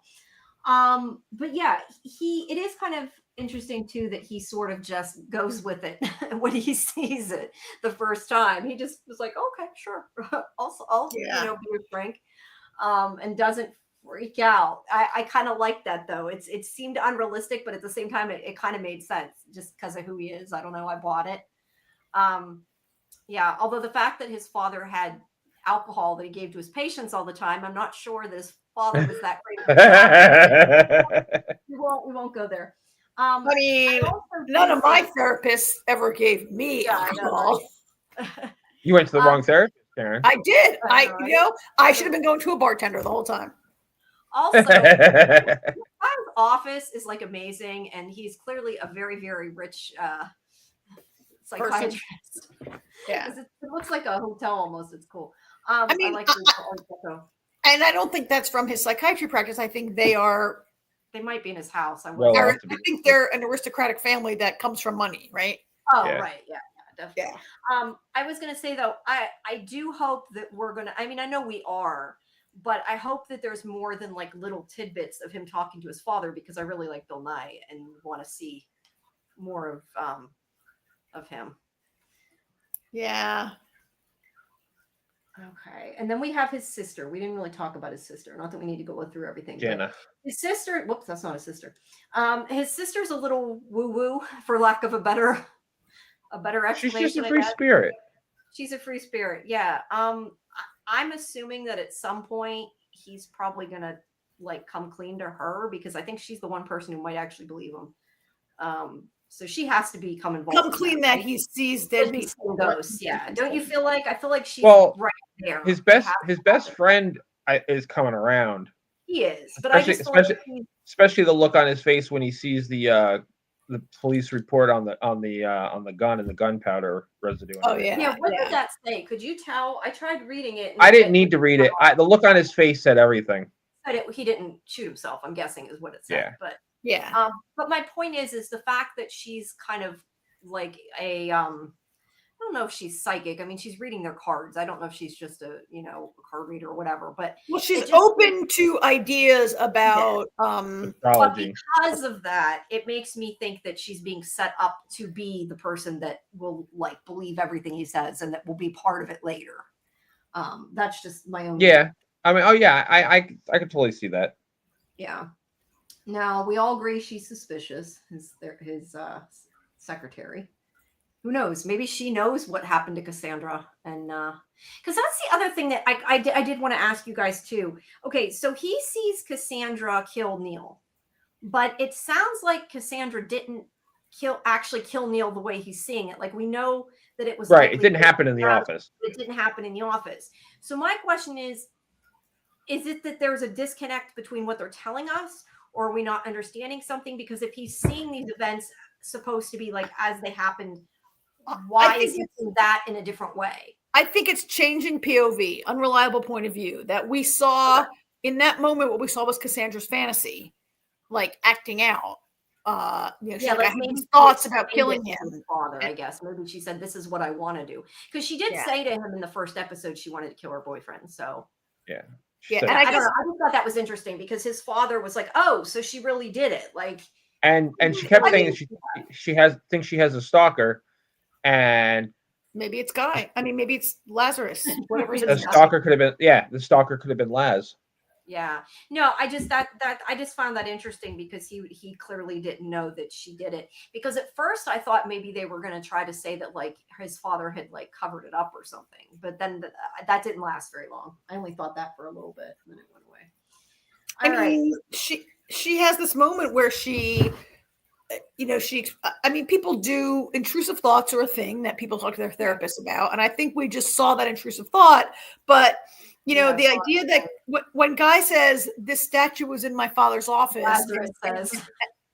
I said, did I say Guy? Yeah. When Laz says this was in my father's office and now it's in this guy's apartment, like, I guess to me, that's an indication that maybe this is a dream. Like in dreams, we see things that are out of place and they seem normal, right? I don't know. What were they implying that she stole it from his office? I guess. Yes. What they were saying, Yes. I think he's implying that she stole it from his father's office and used it to kill her boyfriend. But maybe he didn't see it in his father's office, because if we really saw Cassandra's POV in that moment, then it's her. We're seeing her describing her thoughts of taking a statue that's in her own house and killing this guy. Right? Do you guys get what I'm saying? Yes. Yeah. So that's why I said it was more her, what she saw, not what her father saw. Unless, like I said, he was seeing what his father saw, but it was more, this was like the visual of what she told his father too. It could have been like when she was imagining killing him, she explained to his father what she was going to do. And then he's like actually seeing that too. That's a possibility, but it doesn't account for the statue being there. I mean, it could be what he's read in his father's notes, and it's right, and it's reenacting in his. He falls asleep. He falls asleep, and what he read in his father's notes is playing out in his mind. Yeah. If that is the case, you see how I'm coming around to you guys that he doesn't actually see dead people. Yeah. So this guy, I don't know if we ever find out his name, but so he lives in Cassandra's house now. And that's how he finds out later to go back for the box of stuff. He's the renter.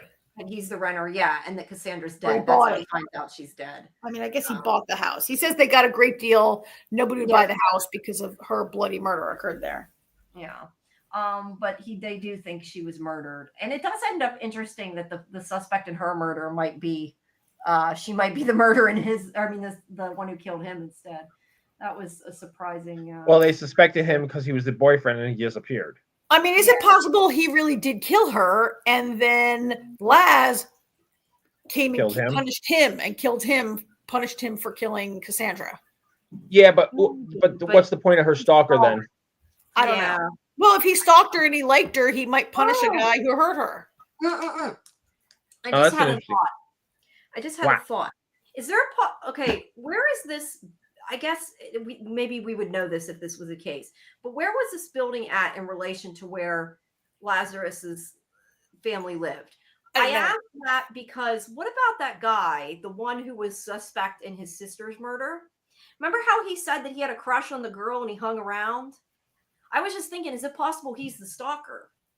But I guess he'd be too young, wouldn't he? Because that isn't the same time. No, he was Sutton's stalker.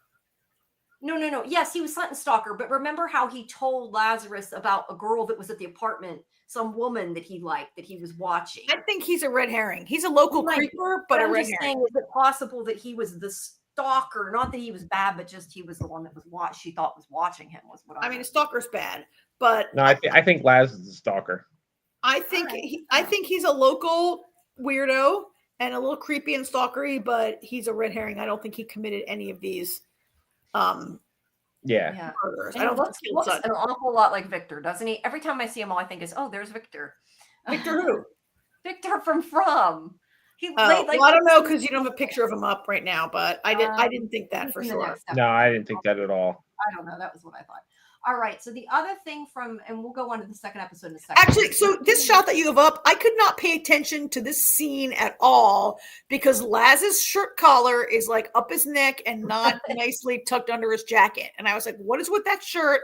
I can't even think straight. Not me, right? Yeah. No, I didn't even notice that till you said it. Now it's going to bug me, but you're right. So at the funeral, I wanted to talk a little bit. I thought I had a picture of her. I guess I didn't here. I thought I did. Laz's ex-wife. Yeah, this is the guy that's the woman that dated his father, but that's the cop. But no, Poop. I thought I had a picture of it. His girlfriend. I do not. There's the guy that looks like Victor. No, he doesn't. I don't know. I don't have a picture of her right here. I mean, I have kind of a picture, but it's not a real clear picture. This video was like really shit quality. That's why. So that's his ex-wife, is Lazarus's ex-wife, who has a kid that shows up a couple times in the series that he kind of. Anybody think Aiden could be his? Absolutely, 100%. He is Laz's kid, right? Yeah, I think he could be. I would agree with that. Why is he being all creepy? Like, I wanted to see what you looked like, and she's like, just right. Like, yeah, when he said that, I'm like, he wants to see if you're his father. Yeah. I'm sorry, but that's like soap opera 101. He's definitely the father. Yeah, it definitely could be. I thought I had a picture of him at the end. Oh wow. Oh, what about this? When he goes he follows somebody. We see the clip that he is remembering the kid that was arrested for his sister's murder, who ends up being that person that I'm saying looks like Victor, who's in the second episode. But he follows somebody to the graveyard, and I did get a picture of the guy. I don't know. I mean, he doesn't look recognizable, so I have no idea who he's supposed to be. But what do you think about that scene? Like, what is that about? That somebody's following him or at the grave? Yeah, I don't know what that is. Unless maybe you know what's funny? Before I came up with my theory, and I was going with the notion that he was actually seeing dead people. I actually thought that because it was such a quick shot, I actually thought that it was Neil. Okay, that's interesting. Yeah, it's not. I don't think it's because it looks, in a quick glance, it looks similar to Neil. Could it be after I came up with my theory, I was like, I actually forgot about the guy that was following him. Yeah, but I wonder if he could be Billy. Remember at the very end of the second episode, like he's asking the cop about the one that was dating Billy McIntyre, maybe. Was that his name, Billy McIntyre? Could be. Yeah. So then he sees his father at the end of the episode. That's where it ends. Let me get to our season 2 pictures here. Hold on a second. I gotta flip them over. All right. So the second episode, and we've talked about some of this. I'm just, I lost my picture. Okay, so the beginning of it, while I'm getting it out here, is him like flipping out and stopping his car and pissing people off. Go around. Yeah.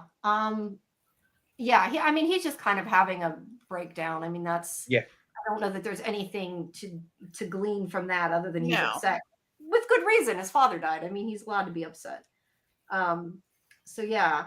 So there's that. There's stuff with him trying to get his cop friend to find out stuff, who of course doesn't want to help him because it's illegal. But he, kind of talks into helping him. He does anyway. But it does anyway. And that was the police file he had given him. He hadn't read yet. I don't think they actually show what's in it though. But yeah, a lot of the second episode is him seeing Cassandra and Neil, and that's where he sees her bash his head in with the statue, which we talked about. There's brain matter.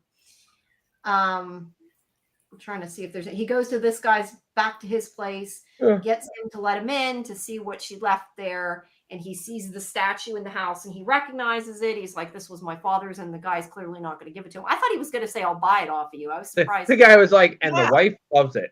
Yeah. So he's like, you're not touching it. That's why I assumed all of a sudden I expected him to be like, I'll pay for it. But yeah, they go up in the attic. I really like this scene though, because he totally thinks that I was going to call him Guy again. He totally thinks that Lazarus, yeah, it's your fault. He totally thinks that Lazarus is nuts because he's acting crazy, right? And yes. I love that he just like takes the sledgehammer, breaks the wall, and I thought I had a picture, but I don't. But he breaks the wall open, and the guy starts to yell at him, which he should. And then he's like, "Wait, you got to see this." And then the guy goes over. He's like, "Oh my God, you're right." I don't know. I just like the way that scene played out. I mean, we knew it was going to be a body. It was pretty obvious what was coming. Yeah. But especially once I saw the air fresheners. Yeah, I know. Yeah. The body looks almost mummified though, which is kind of interesting. I just think it's probably the way they did it, but it looks kind of mummified. And we see the necklace, and that's how we know that it is Neil. And of course, he tells his cop friend that who it is, and that he thinks that she bashed him over the head with the statue. And he does eventually tell. I need that guy's name. I don't know his friend's name, but he does eventually tell him that. He's seeing these dead people, and at first he thinks he's a little crazy. Then maybe he's coming around a little bit. Yeah, we kind of talked about this. I think that his friend's definitely going to believe him because I think it's going to turn out that was the murder weapon. The question is, how does he get the police department to accept how he found out? You know what I mean? Without him looking guilty. I mean, I know a lot of times in TV they go with, the police work with psychics, which is total bullshit and doesn't actually happen, but they act like it does on TV. I don't know if they're going to kind of go that route or his friend's going to hide how he really found it out. I don't know. What do you think is going to happen with that? Because I was kind of curious, like how they're going to get around that. Well, it's not that hard to get around it when he says, hey, we got the report back and blah, blah, blah, blah, blah. I guess, but aren't they going to question, why did you think this random statue was the murder weapon? Oh, like, that part of it. Yeah, because he just is like, test this. If it's real, the fact that that cop made these big leaps in logic, there's got to be an explanation. And that's why I'm saying I think the explanation is he's been reading the case files and he figured it out just because he's smart. But that's my theory. I think his friend might be named Seth. Is that correct? Yeah. It's Seth. Yeah. Hold on, sorry, I want to respond to her. I don't want Scarlett's been writing me, and I've been trying to do this, and I can't write her. I don't want her to think I'm ignoring her. So yeah, I think that's they've got to come up with something of why he is listening to him was my point, because obviously he sounds crazy and the other cops aren't going to believe it, but I guess that's what we'll find out. Yeah, and I also really like this scene with Bill Nye. Like I said, him psychoanalyzing his son, which may or may not actually be him psychoanalyzing himself. So I did enjoy that scene. Them trying to. You know what I think is crazy? I'm dead. You know I'm dead. Yeah. That there are two entertainers named and both well known, named Bill Nye. Well, his is really, I think, more pronounced. It's spelled differently, but yeah. It's I know they're spelled differently. I'm just saying. I think it's interesting. No, but the other one's Bill Nye. He's actually Bill Nighy, but I'm not quite saying it right. I think people say it Nye, but yeah. Either. They're very similar. Yeah. I knew him first from Love Actually. That's what I always remember him from. But I like him. He's cool. So yeah, we need to figure out what else that we didn't talk about. So he went to see the guy that was originally, as a kid, was accused of killing his sister that they let go because he wasn't a suspect anymore. And this poor guy has been blamed for shit all his life. And I agree with you. He doesn't seem guilty. I just was saying, I wondered if it was possible he was the one that was the stalker with Cassandra. Not that he did anything, just that he was watching her. But time-wise, I just don't, that just doesn't line up. I think and I think it's it's unlikely that he was Sutton's stalker, that he was stalking a random girl in the neighborhood, that he's stalking Cassandra. I mean, yeah, does a stalker stalk? A stalker's going to stalk, but is he stalking every single woman in the story? No, right? Yeah, no, but it would be, he would have been a kid or not born, so it doesn't work. That was, I don't know, my kind of aha moment for a moment until I realized it didn't work. Mm-hmm. And then I'm like, nope. I think he's a red herring. I think he's a local weirdo with peeping Tom, but not a murderer. I think that the scene was important because he mentions the other kid, that Billy, which we're going to find out something else about probably next time. Yeah. And I think we've gone through everything. Yeah. Yeah. Well, yeah, I mean, we see Sutton at the end. But. So that's kind of interesting. Because I assumed he was only going to see dead people that were patients. So, yeah. Why? His dad wasn't a patient. Well, besides his dad. I don't know. Were you surprised? Did you expect it? I didn't. Oh, I knew he had it. I knew at some point he had to see his sister. All right. So that was a given. Yeah. I mean, he kind of has to, right? I wasn't that surprised. What do we think of this overall, you guys, so far, 2 episodes in? It's interesting. It's intriguing. I really like it. Yeah. I gotta say, it's the last Harlan Coben show that I really got into right away and enjoyed it this much and can't wait to see more was the one with the kid, the last Amazon one that got canceled. The one with the kids that was called like Shelter. Shelter, yeah. Really good. I liked Shelter a lot from Jump. I liked most of them. The one that was the most recent one, which I don't remember the title, that was about the woman that she saw her dead husband or fiance or whatever. It was called Fool Me Twice, I think. Yeah, maybe. Yeah, that was the best one. She finds a Facebook page of her dead husband. Yeah. He's not dead. And so that one wasn't as good. But most of them I've liked. I don't remember not liking any of them. I have watched. I tried to watch one that was auto dubbed or that was subtitled, and I never finished it. Jamie, your audio is breaking up pretty badly. Sorry. No, I think that was just Jamie stumbling her words. Oh no, AJ's breaking. It's me. It's me. You guys are breaking up. Okay. Can you hear each other okay? Yeah. Yeah, it's fine. All right. Sorry. Whatever, Jamie, you said, I'm sure it was very important and intelligent. I was just talking. I don't even remember. Oh, I said that I tried watching one of the ones that was subtitled and I never finished it. Or dubbed. I can't remember. It might have been dubbed, but I liked them. I've watched a lot of these Harlan Coben things on Netflix, and I think on Prime. They're not. I think I've watched a couple.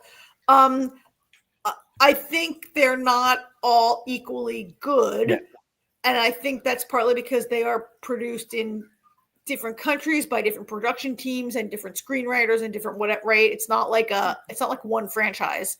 I think that the stories, some are better than others, but look, a writer as prolific as Coben is going to write different books. And generally, I find them pretty watchable. There's never been one that I turn off and don't watch because it's horrible. Right. Some are better than others, but the first one I ever saw was Safe. Safe. I like that. That guy. Dexter. Michael C. Hall. I couldn't think of his name. Michael C. Hall, yeah. Oh, that involves a dead wife, right? No, he's a dead girl. I don't remember what she was. A dead girl who's friends with his he has a daughter, right? Is it his dead daughter or a friend of the daughter or something? was I a watched friend that of one. the daughter, I think. No, maybe it was his daughter. I can't remember. But The yeah, first one I ever watched was Shelter. Oh, it was definitely Really? the first I never one. heard of him before Shelter.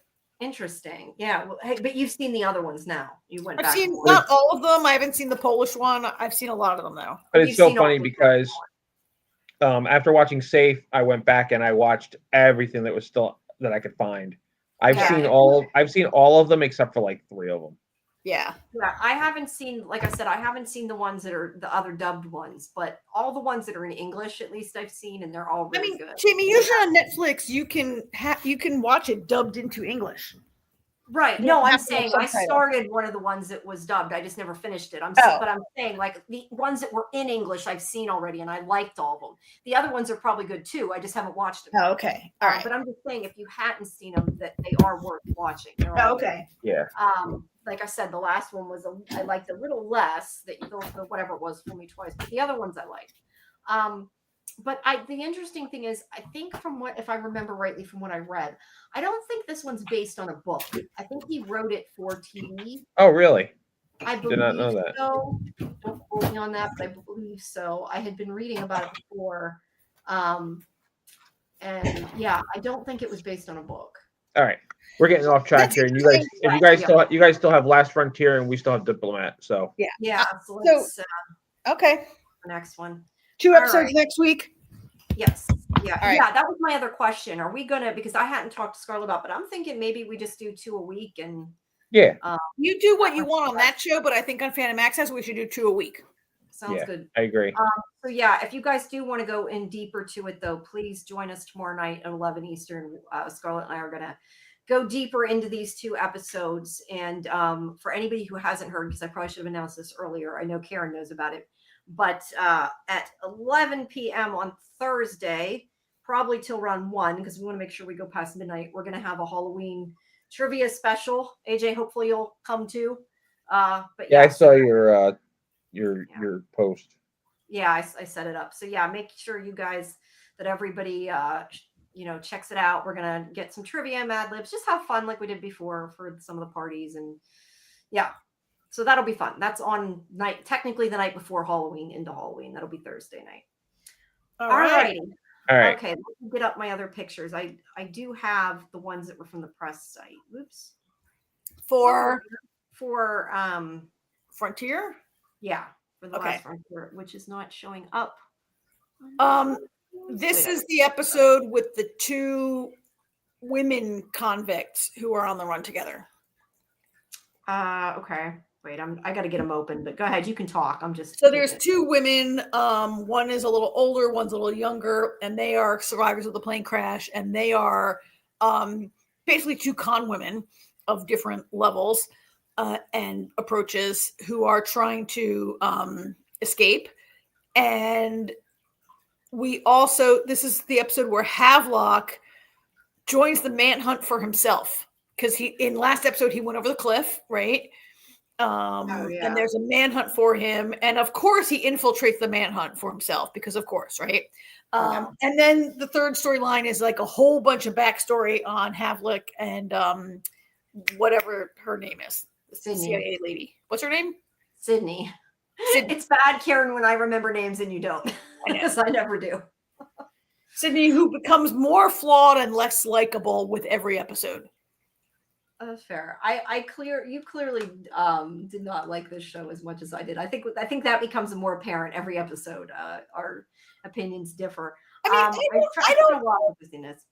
don't hate the convict of the week sort of approach. I think it's ludicrous that we are now days from the plane crash, and the woman who's sitting, I gotta look at their names, but the woman with the glasses who's sitting, she's like literally still wearing her prison jumpsuit in the beginning of this episode. And I just can't, it stretches my mind to think that these people could still not have frozen to death. Yeah, it's quite a feat. Instead of having Frank say, in episode 1, he says it's 14 degrees. Maybe he should have said, wow, it's unusually warm here in Fairbanks right now. Maybe they have a chance. That might have been helps me more than be like, it's 14 degrees and they have survived multiple nights in the outdoors. Yeah. Well, I assume some of them they broke into people's houses in this episode. So I kind of assumed that they might have done that along the way and they just didn't show it. We saw them out in the middle of the woods. They abducted campers. Well, no, I meant specifically. I'm trying to remember. Was it? And this woman is wearing her prison jumpsuit. Yes. Yeah. Look, as I said to you, I think that this show is a good action spy thriller, but you can't. It's not. Yeah, you can't pull it apart too much. Okay, I would say that if you can't dig into it, then it's not a good action spy thriller.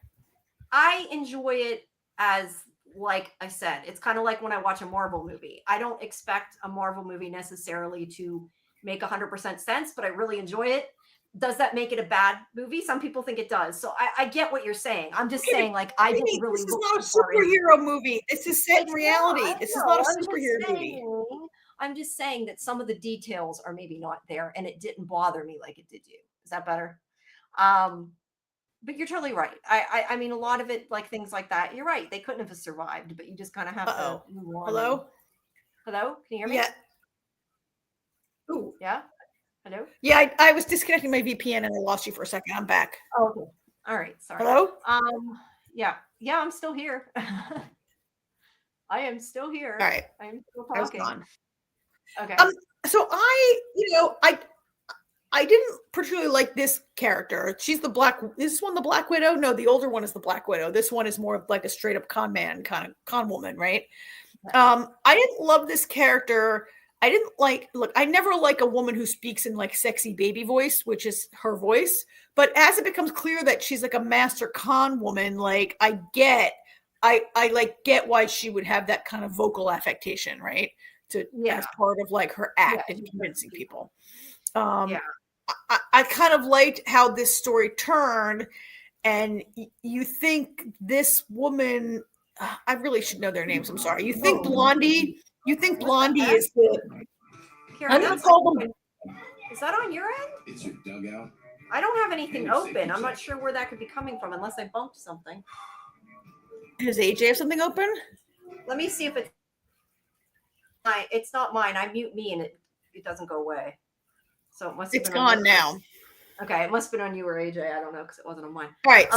So Blondie and Four Eyes are together, and like all throughout it, Four Eyes is in charge, is the leader, is the more aggressive, and Blondie seems to be along for the ride and a weaker character.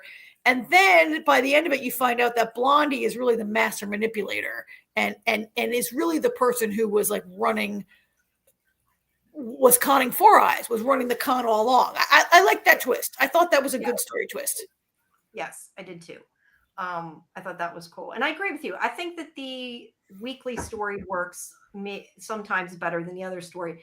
I like that they have both though. I mean, I think that I like that you can get into both, the spy part and this part, even if they're a little bit, sometimes disconnected a little bit. Yeah. So we learn more about their relationship in this episode because this is the one where you find out how they got married and everything, right? Because I know last week you were saying. Yeah, you learned how their marriage was like their cover was blown. It didn't make a ton of sense to me, but sometimes I tune out when these two are on the screen together because whatever. And so like short versions, for some reason their cover got blown, and because of reasons, the only way to convince everyone, the only way to finish the mission was to pretend they were married, but they really got married. Yeah, they got married for the mission, I think, originally. And they got married for the mission, but they were sleeping together. Well, yes, they definitely were sleeping together, and then they decided to stay together. Yeah. So yeah, it's a very convoluted relationship. I think Havelock was conning her all along. I think Sydney might have really loved him, but I think getting her to fall in love and marry him, and this whole bit how like, oh, well, we got married for the con, but let's really stay married or whatever. Like, I think Havelock has been manipulating her all this time, and that he doesn't love her, and he married her for whatever reasons he has. Like, this is a guy that thinks like many steps and weeks and months and years ahead, right? That's fair. Yeah, I'm trying to remember. Know. No, yeah, I'm trying to remember exactly when this was. I don't want to say anything I shouldn't say. I felt like some of it was genuine. I guess I kind of agree with you. Like, I think that he seemed to always be, at least at this point, I think I felt like he was always sort of running a con, like you're saying. But I also don't know that I 100% trusted that she was totally 100% invested either at this point. Because sometimes it seemed like she was lying about things, and yeah, it was a little hard to know who was. Well, she is the worst spy ever, except for maybe Guy. Except for Guy, yeah, except for Guy, right? Yeah, the spy stuff. There's a lot of. I found a lot of the spy. Look, I enjoyed the spy stuff, but a lot of it was very convoluted and confusing. Yeah. That was going on, and I don't know how far this is, but there's hey Doc. But there's the whole thing about trying to find that hard drive, which I don't know where it is at this point in the story. So I'm because the list that he had, it's called the archive, right? Is it called the archive? But it's basically the knock list, and he's got it on a website, but this other guy is delivering the hard copy of it on the hard drive, right? This Russian guy was delivering it to him. Yeah. So that's I think still after. I think Havelock Levi is his real name. I think he only took the job with Sydney. I think from the very beginning, from the moment she walked in that door, he was planning this to like steal information and like make money off it. And I don't think he ever was a believer, and he always was planning something like this. He's outthought her every step of the way. Interesting. Well, I think that's my theory right now. No, yeah, we'll have to see if you're right. I don't know. Like I said, I kind of went back and forth between, is it real? Is it not real? Are they conning each other? I kind of went back and forth a bit. I just don't remember specifically in this episode where my thoughts were, so I just want to be careful what I say. But that's interesting. We'll have to see, how that pans out. We also have this storyline going on. How far did the kids' storyline get? The crash. The son, whose name is Kyle, Scott, Zach, whatever. Some male name. some millennial Generation Z name like Zach, or I don't know. The son deliberately crashes the car. Okay. They've been kidnapped by this convict is making them drive him, I don't know where. Nobody knows where. And near the end of the episode, Frank, son of Frank Jr., says, "Oh, his girlfriend's name is Kira. He says, "Oh, remember our friend who got in a car crash and his dad died because he wouldn't wear a seatbelt?" And that was pretty obvious what he was doing, right? Yep. And the convict guy is so, I know he's injured and sick, but he's so stupid. Like Frank Jr. literally just reaches over and unhooks the guy's seatbelt and deliberately crashes the car. Luke. His name's Luke. I was looking. Luke and Kira are the two. And they survive. And I didn't really love how it happened at the end, where Luke is like, "Kira, run to safety." And she's like, "No, I'll say, no, Kira, you run. I will lure him away." But the guy is like, at that moment, he's lying on the ground. Like, they could have both run away, right? And then Luke basically waits for the guy to get up. And then Luke starts running. And then the convict guy is he's lurching along like Frankenstein walk. Like the whole thing. I was like, wait, why can't you both got away? That's a good point. Why can't you just run away and get away, right? Yeah. This part of the storyline I did not love. Just because I had a lot of problems with it, like the kind of problems you're saying. And also the kids were pretty dumb a lot of times. But again, they're teenagers, so sometimes I can buy that. But Luke finally did something. Like Luke has been pretty dumb all along, right? I appreciate that he tried to protect her. I just don't find their storyline as compelling as the rest of the show. It was kind of, to me, the part I didn't care as much about, because I'm kind of like, they're not going to kill Luke. I just didn't think that was going to happen. So I wasn't as, I guess, invested. Especially not since Frank has already lost a daughter, right? They're not going to kill his son. And I think I agree that this Kids in Peril storyline is not that compelling. And I think it's also because they already did it with his wife being missing, and we didn't need both. Like, I could have just done without the storyline altogether. It was not as interesting. And I felt like the point of this was to destabilize Sarah and make Sarah more like hysterical that her son is missing. Yeah. She drives up there with her ex high this school. is with the, with her high school. Like, first of all, I'm sorry, but it's completely unethical for you to go to a therapist who is your ex high school boyfriend, right? I know, right? She needs a new doctor. At least he helps her, though. I mean, I'll give him that. But yes, I agree with you. That wouldn't happen in real life, we hope. I mean, it might, but it shouldn't.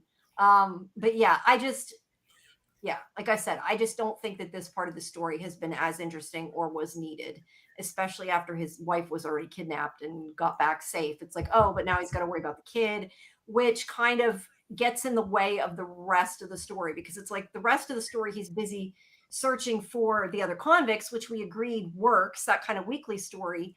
But he's so busy like looking for them, he's not worried about his son. And he probably should be more worried about his son, which is part of what I had the problem with, that he just was kind of like, oh, he's fine. I agree with you. I think there's a real lack of urgency on the part of both Frank and Sarah for where is Luke, who's been gone now out of their sight for like 2+ days, right? And yeah, they think they know he went to the cabin and like, but wouldn't you be like going out of your mind that your son is alone in this cabin and there's like 40 convicts loose in the neighborhood and whatever? And they seem to be really not as concerned as I think they should be, particularly being parents who have lost a child already before. Yeah, I totally agree. I know he's like a cop or whatever, but he still should be concerned. And I think that was part of one of the reasons why I didn't like this story, because it was too much like, well, we'll deal with that later, when they should have been dealing with it now. And it got in the way of the rest of the story I wanted to see as well, and took up more time we didn't need. But I mean, like the one who plays the convict's good. The kids are good actors. It's just not necessary to the story. It's more, I think, the story part of it. Yeah, the kids in peril thing. I mean, maybe if we knew these kids have been missing since episode 1. If we knew them a little bit better, maybe I would care more about. I mean, you and I are just not huge fans necessarily. Kid storylines don't always make sense. Yeah, we don't. We usually complain about them, to be fair. So, and this is supposed to be in service of Frank and Sarah's story, and they seem to not really be all that concerned. And okay, so we have learned that Sarah grew up in Alaska. They've returned to Fairbanks, is Sarah's hometown, right? We learned that this is her high school boyfriend, but we know that Frank's not from there, and the kids were not, like, to learn that Luke is not raised there makes more sense about why he goes into the woods unprepared. Wait, he wasn't raised there? Did they? Well, I don't know how long they've lived there. Like, whatever happened in was it Detroit? Did they also live in Detroit, or is that that's right? That's right. He was in the city, and then his daughter got killed. I think it was Detroit, right? It's someplace else, like in the lower 48. And you're right. I forgot they moved back after she died or whatever. So so Luke is not like a kid that grew up in Alaska and has known since you were little that you don't go out without your car loaded with food and extra gas or whatever, right? Yeah. It makes a little more sense, but I don't know. The whole thing is not. Him and Guy need to team up. So what did you think about, in this episode, it is revealed that, so we've seen Sarah playing with her disco ball keychain for like 2 episodes nervously.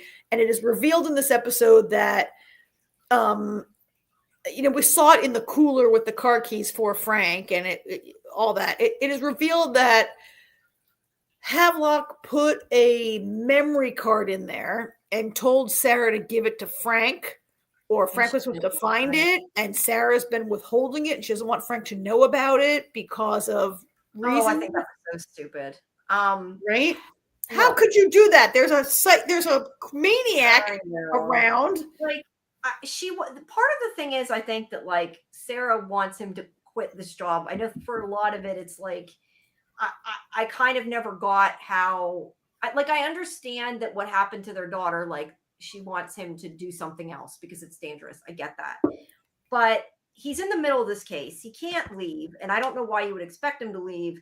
But the fact that she's withholding something and making things more difficult for him, especially when that guy you think may or may not be really bad, may or may not be a killer, whatever. Yeah, it just didn't make sense that she would withhold it, because all it's doing is making things more difficult for him. And she took it upon herself to make that choice, and I didn't understand that choice. that she's hampering Frank's investigation because she's like, oh, if I give this to, she doesn't even really know what's on it, right? But she's like, if I give this to Frank, like he will get deeper into it. And like, honey, like he's in it. This is not ending. You're right. Like she might be prolonging it or making it more dangerous, right? Yeah. The fact that I get the opinion that she wants him to leave and like he's in the middle of the case, that ain't gonna happen. Well, and I think it's clear that Havelock does not intend to kill Frank. He could have done that already, right? Like Havelock he's using Frank. And I think, you said Havelock's not a killer. I think you're right. I think Havelock will kill. We have seen him kill if he has to, but he's not like a crazy murderer. He's just he's trying to sell secrets. And I think he's motivated ideologically, not financially, right? Yeah. He has other motives. I won't say what they are, but he has other motives. So I think they're ideological. Yeah, and I agree. And I think, the fact that, like I said, the fact that she didn't tell Frank, I think to me made no sense. It made her wrong thing. It made her seem dumb just because she made that choice, in my opinion. Like it just didn't make sense.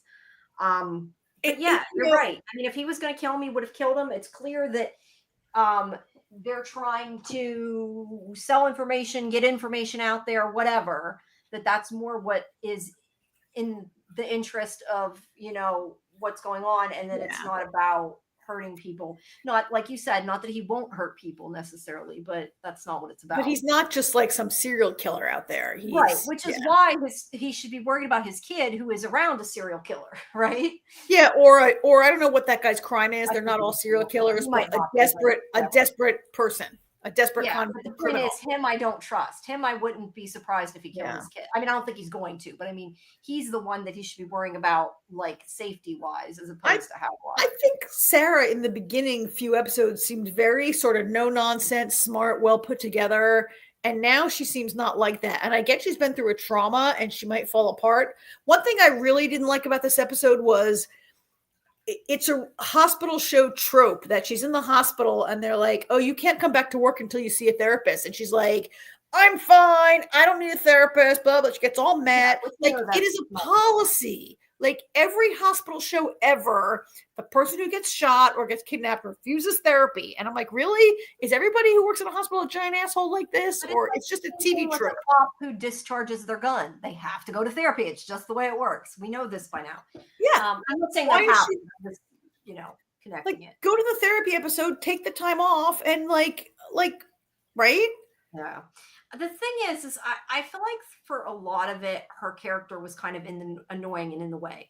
And the thing is, I really like the actress. I just think that because she's from Yellow Jackets, I really like her. I just think that they did not give her the best, story part. A lot of it, because she just seems to be like in this one, like she's like you said, she's hampering the investigation. Like she should be helping him, and instead she's making it worse. Mm-hmm. And it makes her seem dumb. And I think it's not, that part isn't written well. So but overall, I mean, like I said, I enjoy the spy parts, even if some of it isn't perfect. And I do enjoy them capturing the criminals, and I like how it kind of, they thread both together. They are, at least through the end of it, they do use the wilderness at least a bit more than they did at the beginning. I know that it's not to your satisfaction, and I understand why, but it's not to my satsfaction. I'm sending the soup back to the kitchen. Character. I would like it to be its own character, and it isn't, clearly. But it at least is part of it, just maybe not enough of it. I think they could make better use of it. And I think that Apple pitched it that way. The marketing originally was like, they're in Alaska, the wilderness is going to be a thing. It's going to be, and I think they're underusing it. They almost could be any place in a snowstorm. They could be in Detroit or Chicago or New York in a snowstorm, right? That's part of why I said from the beginning, I do not understand them picking this title for the show. Like, I get it. I found out that Alaska's called The Last Frontier, so I understand why they chose it. But to me, it does not in any way fit the show. Like, it just doesn't. When somebody says that this is what the show is, I'd be like, what? That's that show? Like, it doesn't match to me. And I think they should have called it something else. That's my own personal opinion. Yeah. I mean, I think these people, so I thought, or something, and it would make more sense to me. Yeah, I think, they're just not it's not. Did you ever see 40 Days of Night? I think so. I'm trying to remember what it is. It's a vampire movie where they're in a town in Alaska that the vampires come and it's 40 days. The sun is not going to come out for 40 days, and they're all. It's been forever, but I've seen it. They really use Alaska. They use that environment to really propel the story, right? That the vampires, there's no respite from the vampires now for 40 days. And I know this is not a vampire show. I guess I've seen other shows. I mean, obviously, like Call of the Wild or other kinds of things that use. I just feel like they pitched us that Alaska, like being in Alaska, was going to be a thing, and it's just not that much of a thing. The tundra buggy last week, okay, was a thing, and that guy who lost his arm had a prosthetic arm full of money. Like he was freezing to death when he turned himself in, right? But in general, the weather is mostly just inconvenient for everyone, and like the Alaska wilds will kill you in no time, right? Yeah, and maybe it's just because they couldn't have the people running around and not dying right away that they stopped using it. But I think also, it should have been a true character on the show. It should have also been this part in the beginning where Frank was like, listen, every single person who lives here has guns because they hunt and for self-defense or whatever. And in reality, the townspeople are overcome by the convicts every time. Which, I mean, I understand that, but yeah, they make it out like this shouldn't be. But just like there's like glimpses of it. Like he even says at the beginning, like we only have this much before there's not going to be any daylight. Like we got to hurry up. Yeah. And then like that's not mentioned again. And yeah, like I said, okay, so in this show, but not enough. In this episode, at least we should move on. But in this episode, we did see the character I'm calling Four Eyes steps into a trap, a bear trap, a wolf trap, some type of animal trap, gets her leg all mangled. And that like hampers her throughout the entire storyline, and she eventually gets infected and almost dies or whatever, right? Yeah. And so that was a thing. Like that was like something unique to the landscape that they use. So I appreciate that. And I like the idea of how they had to find a pilot, and it's a bush pilot, and then they get a guy, and he's like, "Are you kidding me? It costs like $500 worth of fuel to fly to Canada." Oh yeah, and she had the money in her glass. That was kind of Canada. What are you even talking about? I have no money. And she's like, "You have no money." He's like, "Do you know how much money I make? I make like $20 an hour. I make no money." Like, I like that whole part where like she had no idea what it really means to try to hire someone to fly you to Canada. But I do like that she had stolen the money and that it was in her glasses. And that's right. That was what the other woman was after. Yeah, but that's why you don't get to bring your own glasses to prison. They give you glasses in prison, right? I didn't know. Do they? That was my other question. Do they not let you keep your glass? I mean, because they have to. Yeah, because you could have a shiv in your glasses or whatever. Like you can't. Like I think they give you glasses, plastic glasses or something. Like there's no. I don't think you. So we have seen. First of all, we saw a guy with a prosthetic arm full of cash that he had walking around with all that cash in prison. They never checked, right? Now she's got like a Swiss bank account in her glasses. Like America's prisons need to step up their security. Mm-hmm. If this show is any indication, right? Yeah. Yeah, no, I agree with you. But I mean, overall, I think the story of the two women was I do, good. Yes. Even if it had problems. I kind of liked it. I liked the switcheroo at the end, of which I like that once again they were out negotiated by a prisoner. Like this is the second prisoner who like set up like the guy with the guy who'd been burned, the mafia guy with the prosthetic arm. Mm-hmm. And now Blondie have both negotiated a really favorable immunity based on their own lies and on Sydney's desperation to catch Havelock. Yeah. And she walks away free in the end, right? Yeah, that's right. She did. She though wasn't, if I remember rightly though, she wasn't like a super hard criminal, right? She wasn't a killer, I don't think. Wasn't she more like a Yeah, she was only serving 18. She only had 14. She was only serving 18. She'd been in for 4 months out of 18. And Frank was like, "Why were you willing to run when you only had 14 months? Why wouldn't you turn yourself in and then you'd be out pretty quick?" And it turns out because she was getting Four Eyes money. Yeah, that's what. That's why. So it worked out in her benefit, I guess. But it does make me wonder why she was on that plane. Like some of the guys on the plane are like really hardened criminals, and then she's a really petty kind of criminal, right? Questionable. Yeah. But I think that it served the plot, so they didn't worry about it too much. Okay, that's fair. That's a fair reason. I agree with you. All right. Well, I think which episode is this?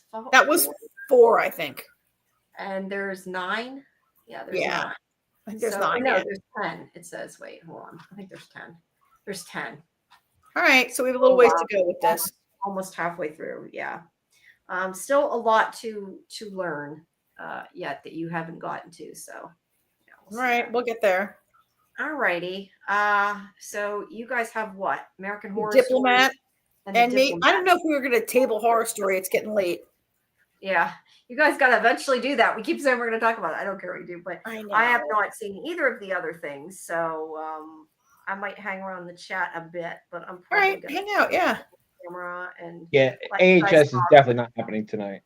Yeah. All right. We'll talk about the Diplomat. Okay. Just again, a reminder, make sure everybody tunes in tomorrow at 11 for our deep dive into Lazarus, and Thursday for our Halloween special. And as usual, check out all our interview coverage and everything. And yeah, I will see you guys soon. And join. Oh, I didn't never put Discord in. If you haven't joined our Discord, I have not. I need to put the schedule up. I did forget to do that, but I have at least scheduled the Halloween episode. I need to schedule tomorrow's episode yet. I really dislike that it takes up your three things when you schedule shit. So it might not give a notification, but I'm gonna schedule. All right. So yeah, I will see you guys all then. Like I said, I'll probably hang out a little bit at least, but thank you, everybody, and I'll see you guys later. Okay. Bye. Gonna make sure I hit the right thing. I'm like, leave studio, not end stream. Leave studio, not. Remember that time I did that? That was bad. Okay. Let's see. Okay. Night. So AJ, we are looking at photos that we don't have this week's photos. So we just have character photos from the last couple weeks, which is fine, right? Episodes 3 and 4. I thought these were really good episodes. The story takes a real twist here, right? Oh my God. and I hate Hal, and now I kind of hate him more. When we left off, Hal is just like, I don't even know. Like, Hal is like, I gotta say, you know what? Hal is actually the most complex character on the show. Like, it's so entertaining to watch Kate try and maneuver him, but he's such a loose cannon. But at the same time, he's brilliant. You know, it's just he's like, yep, yeah. He's brilliant. And he's an asset, but he's also a huge liability, right? Yeah. He's his own worst enemy. He really is. He's kind of America's great hope and America's worst enemy also in some ways, right? Like he is. And I'm really like Kate. I think Kate loves him enough to maneuver him and help him. But I think Kate also really believes that he is good for America. And that's why she's willing to maneuver him and stay with him. Well, I think part of it too is she really didn't want it until she wanted it. Like she kind of wanted it. I think by the end. I think she's happier. She wanted. I think she's happier now, though. I think she's happier as the ambassador. Well, first of all, she's going to get to have sex with a man she thinks is hot, and her over. We'll assume that they get there eventually. Yeah, but that scene was so great when she had that terrible dress on. And they were like, what the hell is this made of? And she's like, oh, to hell with this. She's like, my boobs aren't that great anyway. Let's just do this. Yeah. I mean, I think the dissolution of their marriage is not real and premature. Like the whole time that they're like, we're separated, we're divorced, and she's being forced to stay like in the same room with him for appearances, which I think is ridiculous. Like, don't tell me Donald Trump and Melania don't have separate bedrooms. Don't tell me, right? And like, don't tell me that maybe JFK and Jackie might have had separate bedrooms. And do not. Okay, they're not in the White House. They're not there yet. But don't even tell me that there's not a way for them to have separate beds and it's not going to become like on the front page of the New York Times. Come on, right? But I guess where I'm going is this idea that they're separated, it's over. But Kate is like, I can't be in a bed with you because I will definitely have sex with you if you touch me. I think it's I actually think that's a very interesting dynamic with those two. That whole scene. I love that scene actually because I like the fact that he totally takes it at first that, he's like, what, you don't think I could like sleep in the same bed with you and not like take advantage? And she's like, it's not just you. She's like, I might do it too. Like, yeah. Because they have such a complicated relationship. Yeah. And it's like, it's almost like she wants to she loves him, but it's like she wants, I think like there's a part of it wants to still be in love with him, but it's just like she can't deal with him anymore. It's like she wants him to be somebody else's problem. I mean, they're so complicated because their relationship is like they're married, they're super sexually attracted still, right? Right. They love each other, but they're also like the perfect power couple, like within the foreign service, right? Maybe not in the world, but within the foreign service, they are both geniuses. They're both really good at what they do. They believe in each other. They support each other. And their marriage is like so good on so many levels. And yet those levels like oppose each other kind of, right? Yeah. Like can't be together, can't be apart is like definitely describes them, right? And he can't, I don't think he can be successful without her. Like you called him a loose cannon and his own worst enemy, and you're absolutely correct there. And she's the only person who can deal with him. I think it's like, I mean, I think he can be successful without her, but in a different way. Like, so he starts going, having these backroom meetings, to try and ratify the law of the sea treaty. And I love every time they bring it up because like Hal's three I'm 3 votes away from the law of the sea treaty. Oh my God, 4 presidents have failed that. He's like 5. And Kate's like, okay, 5. And then when she tells Grace, Grace is like, 4 presidents have failed that. And she's like, 5. And Grace is like, fuck me. Yeah. And it's interesting that they chose it like the law of the sea treaty. It's a real thing. It's a real world thing. Yeah. And we're, and that's the thing. The United States have never been ratified. And the United States never will because we don't like it's a UN. Not right now. We won't. You're correct, but the U.S. has not really been great about signing on to like UN conventions in general, right? Like the U.S. is not really great about that. So I love that they chose a thing that's real and that is not a thing the U.S. does and maybe never would do. I mean, it's illegal. This might be the only way it ever gets done. Yep. And the U.S. hasn't signed it because, like, I mean, we kind of don't. We'll never get 2/3. The Senate. You need 2/3 of the Senate to do any treaty, and like those days are gone. We'll never have 2/3 of the Senate for anything ever again, right? Anyway, it's a pretty cool thing that he gets it, but it's very sneaky and uncool of Hal that he goes around behind everyone's back, behind the president's back, behind everyone to put this together, and this is going to be his thing to win the nomination. I think it backfires on him, right? And it's actually the cocktail party that makes him the front runner. Well, it's funny because not the cocktail party, the funeral. The funeral. His inappropriate behavior at the funeral is what puts him in the lead, right? Because nobody realizes what he's doing with the treaty. He's not making it known, so it makes him look like he's just he's already drunk on power.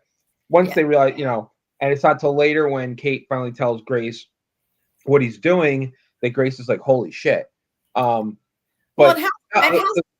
the funeral is great because when he calls out, I don't remember the character, Bill Pennsylvania guy. Bob, the senator from Pennsylvania, when he calls him out on his shit, at the very least, he derails that guy, and he's like, screw it. He goes, if I'm not gonna get it, I ain't losing it to that guy either anymore because no way Grace can choose him now.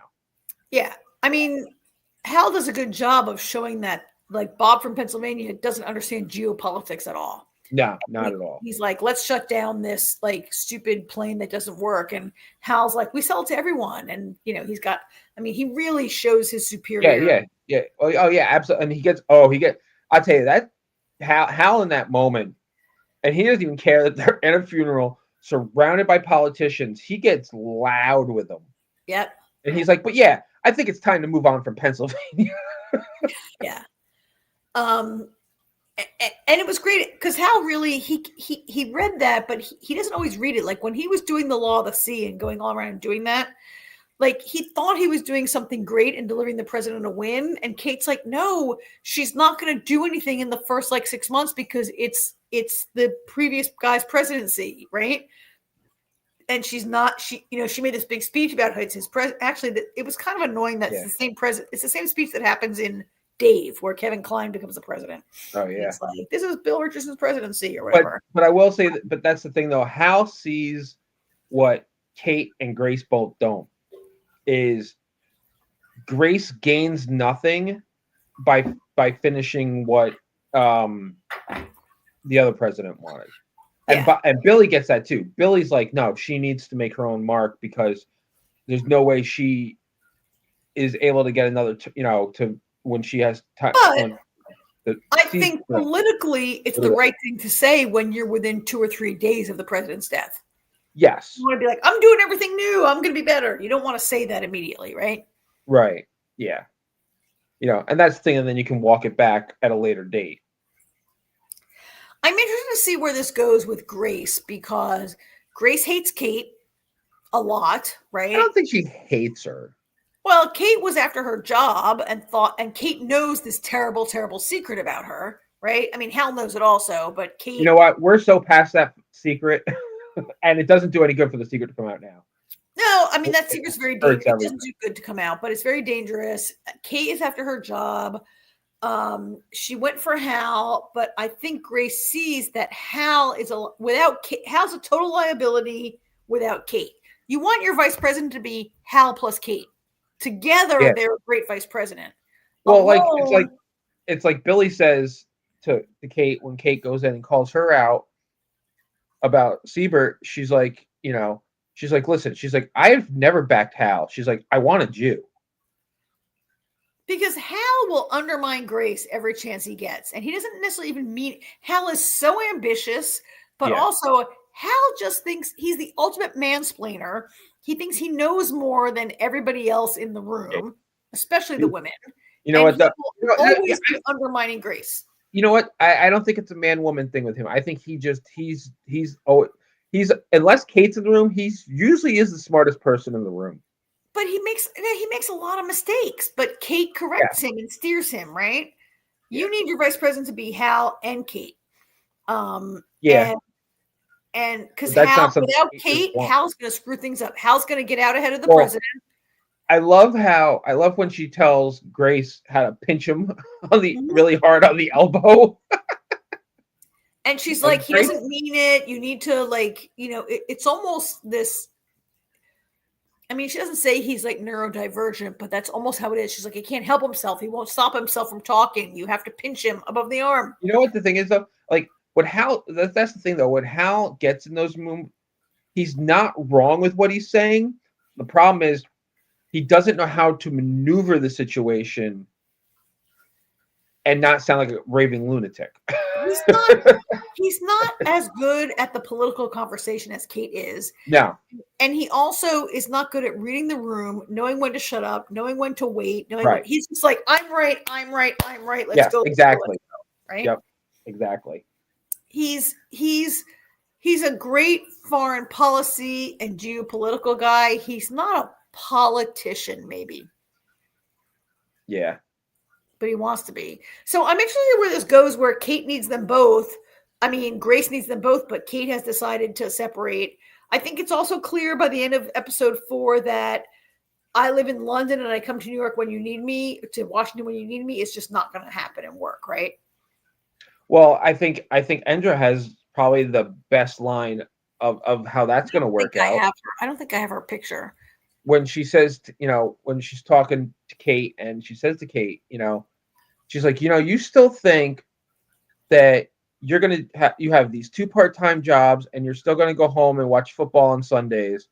She's like, the only way you can do that is if you're terrible at both jobs.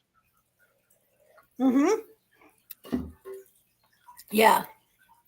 And she's terrible at both jobs. Like the way she is hanging Indra out to dry. She doesn't mean to, but she's like, I'll save you, Indra. And then she blows off a meeting with the director of the CIA because she gets so excited about Hal's Law of the Sea Treaty, right?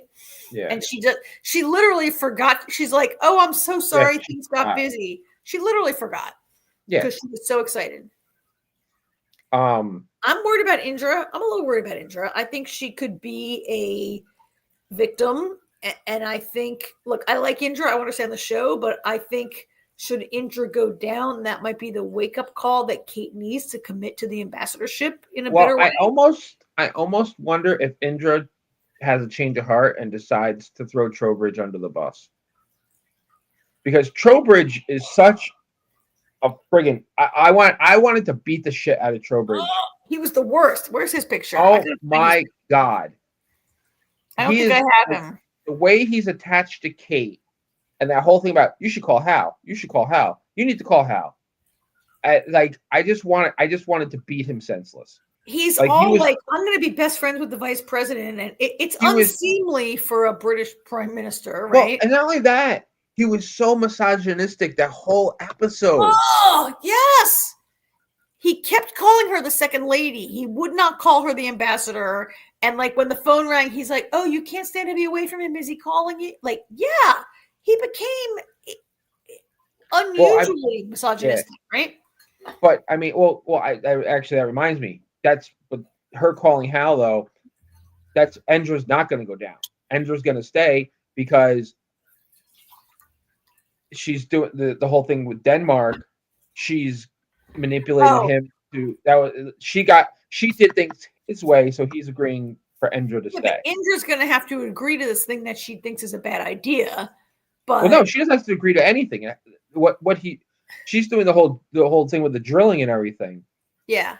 But Trowbridge he didn't take the bait, and he was like, tell the Norwegians to go fuck themselves. Tell Hal I'm with him, right? And then which is what he wanted, which is why he's gonna keep Indra now. That whole thing is very complicated. He was really, I mean, he's a flawed man. He's an annoying character. This was his worst episode ever in terms of his behavior. He's not a good prime minister. He's not. And without what's her name, the woman who killed herself last week, who was like his mentor and his guide. She was, so what Kate is to Hal, that woman was to Trowbridge a little bit, I think, right? And he doesn't, except he's dumber, and he doesn't have anybody to like steer him against. and I think by the time this show wraps up, I think Dennison will be PM. Oh yeah. And I think Kate will be the president.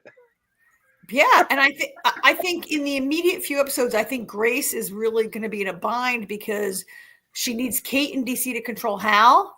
She needs Kate in London to control Trowbridge. Yeah, I really think I can totally see Hal imploding. Oh yeah. In the near future, and I could see Grace, especially with where they're at right now. I love that scene we were talking about earlier, the sex talk, and they're sitting at the edge of the bed, and he goes, "So you're gonna go fuck other people now?" And she's like, "I don't know. I guess I might. I think so." Yeah, and I'm sorry. Did Hal have sex with that woman on the grounds of the? Remember, didn't he have sex with that girl by the lake last year? Did Hal cheat on? Well, they're not. It's not cheating in her eyes because they're both like whatever. Yeah, I don't remember. Did he sleep with her? I don't remember. I think he was going to. I think he was going to. I don't know if he did. It seemed like a throwaway at the time. A little more important now. Yeah, You know what? I gotta say, the scene with Dennison and Kate when they're about to have sex. I don't know if it was intentional or it's just the way the shot came across because that dress was so terrible. Or what? Because he's like, you know what? I think we need to take a step back. I think this is not the appropriate time for this. And she's like, oh, I think it is. And she's like, I think it is. And they do that pan back shot of her. And he said, first they're on him first, and he says, I want to lick you until you scream. Yeah.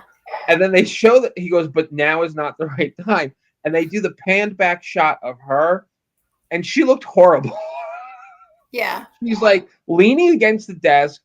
The dress is all confuzzled. Her dress is like hiked up, harsh, like sort of half, like crookedly halfway up her thighs. And it was such an unattractive shot of her. I'm thinking, it was so awkward. It was so fucking awkward. I'm like looking at her going, and she's a beautiful woman. And I'm looking at her going, yeah, now is definitely not the right time because she looks totally haggard. But also, like, they were in a back room in his house while there's a party with like every single person there. It was a little ridiculous that two career government employees and foreign and politicians would behave that way in a way that they could be immediately outed. Now, granted, she has Secret Service protection now that are outside the door. Nobody can just bust in the door like they used to, right? You know what's funny is the whole time that they're making out, I'm like, did Dennison lock the door? Go lock the door. Go lock the door. Like I'm yelling at the TV right? Door. Someone's gonna walk in. It was a bad idea. It was a little silly that those two would do that. I mean, you know what though? Their attraction has been so strong since season one. Season one, I get it. The moment arose and it just they couldn't control themselves. Yeah, I left off Trowbridge. I don't have a good picture of the two of them anywhere. But yeah, that those two, I guess they just lost their control. And they just went for it. Trowbridge got it back, and she was like, "I don't want to be like." She's like, "No, now is the perfect time. Let's do this." Yeah, and she's a little like at loose ends with her. She's got some emotional things going on. I can see why she would act that way. I mean, maybe she wanted to have sex with him immediately to like prove something to herself and to Hal, to break from Hal. Yeah, right. I got to say though, Hal, I felt bad for Hal when she texted him Arden. And he's like, I'm picturing you with like body parts missing. Like, she's like, no, I have all my pieces. Like, yeah. And I get why she took those lengths to get a hold of him. Yeah. I mean, they're locking her out. But look, if you lived there, you could catch him in the hallway, right? You chose to live in London. Exactly. Yeah. And he's not wrong when he says, you don't get to be my wife when it's convenient for something you need. Yeah, I get it. Although I think that that's a little rich coming from him, right? Well, yeah. But she's the one. But again, like you said, she's the one that wants to do it this way. She could be in DC, Yeah, but she'd be basically like she'd have no real job. Well, she'd be right? She'd be the special envoy to Europe. I guess as much as it is, yeah, right. Like it's being hyped up. This job is what you make it, but really, she'll have limitations. I mean, not for nothing. She's essentially still kind of has that job in a way as staying in the ambassador and being the second lady. Like when she has that conversation with, about like Saudi Arabia. And she's like, they'll have to accept the first lady for a meeting. But when I get there, I'll be the ambassador. Yeah. No, they'll invite me as the ambassador. Oh no. Yeah, no, you're right. They'll invite me as the second lady. But what they're getting walking through the door is the ambassador. Yeah. I like that she was trying to see the positives of that. I don't know if it's going to work out that way. It could, but I think Hal is so very butthurt right now that it's going to be interesting to see how this plays out. And unfortunately for everybody, I don't think it's going to play out in a positive manner. Because like I said before, I think Hal is eventually going to implode, and Kate's not going to be there to reel him in. I mean, he's hurt, but I think he's a bad partner and a bad husband, and I really feel absolutely. Like, as much as he tries to support her and he thinks he really supports her, but he always puts his own ambition first. Yes. And he is willing to throw her under the bus. And they can be like, oh, I'll get you a good job. He's like, you should be VP. You should be VP. Oh, I can be VP. You can be you get this little like job or whatever, right? He's his own. They're both very ambitious, but I think it would have been interesting to see how it would have played out had she said, tell Grace, no, you don't want it. And would he do it? I don't think he'd do it. Right. So that's the whole thing. I mean, well, that's something we'll never know, but I'm curious that if they had gone that direction, how that would have been a very interesting thing to watch.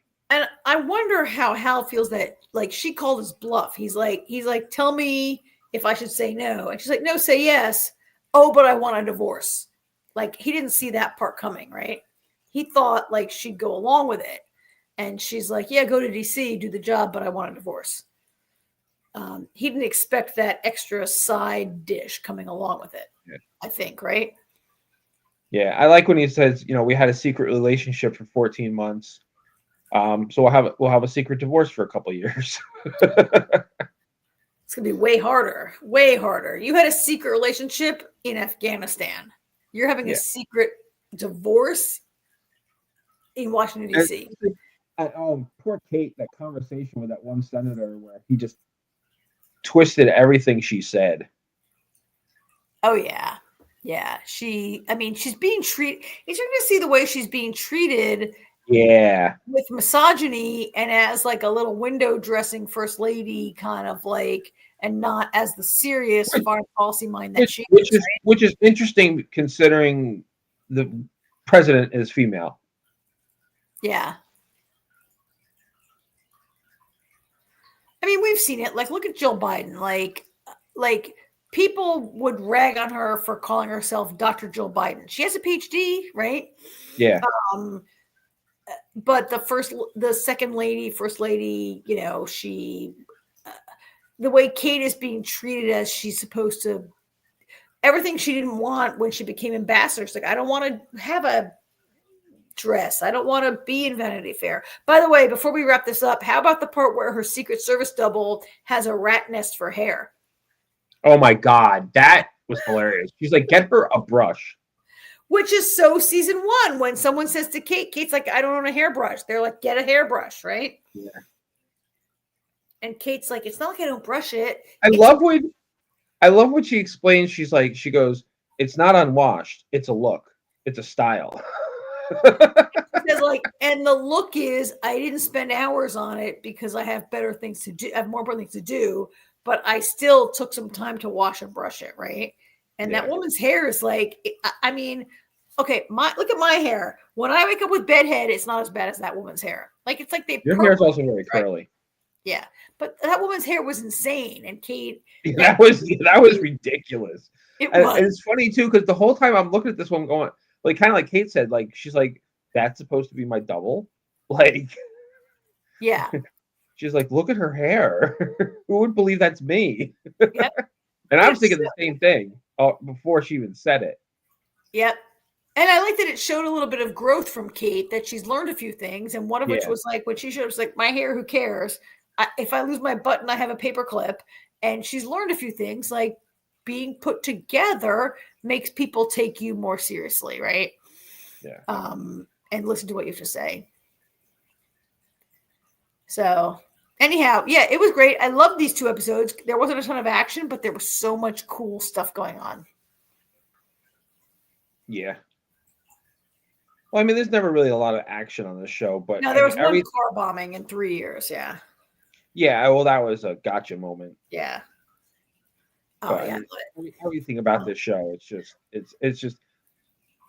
it's funny because the big moments aren't the car bombs in the show. It's the Hal being asked to be the VP and that conversation he has with the Pennsylvania senator, Yep. And shit like that. That's the oh my God moment. Yeah. All right. So I guess we should wrap it up, right? So next Tuesday we'll cover the Diplomats episodes 5 and 6. Or 5 and 6, yeah. Okay. Talamasca 3 and 4. Oh wait, no, Talamasca 3. Because there's only one episode. There's only what? Talamasca 3, Last Frontier 5. Invasion is finished. So we'll have a slightly shorter show, and maybe that will give us some time to talk about American Horror Story. American Horror Stories. It's too late tonight, right? But we'll maybe get that in there next week.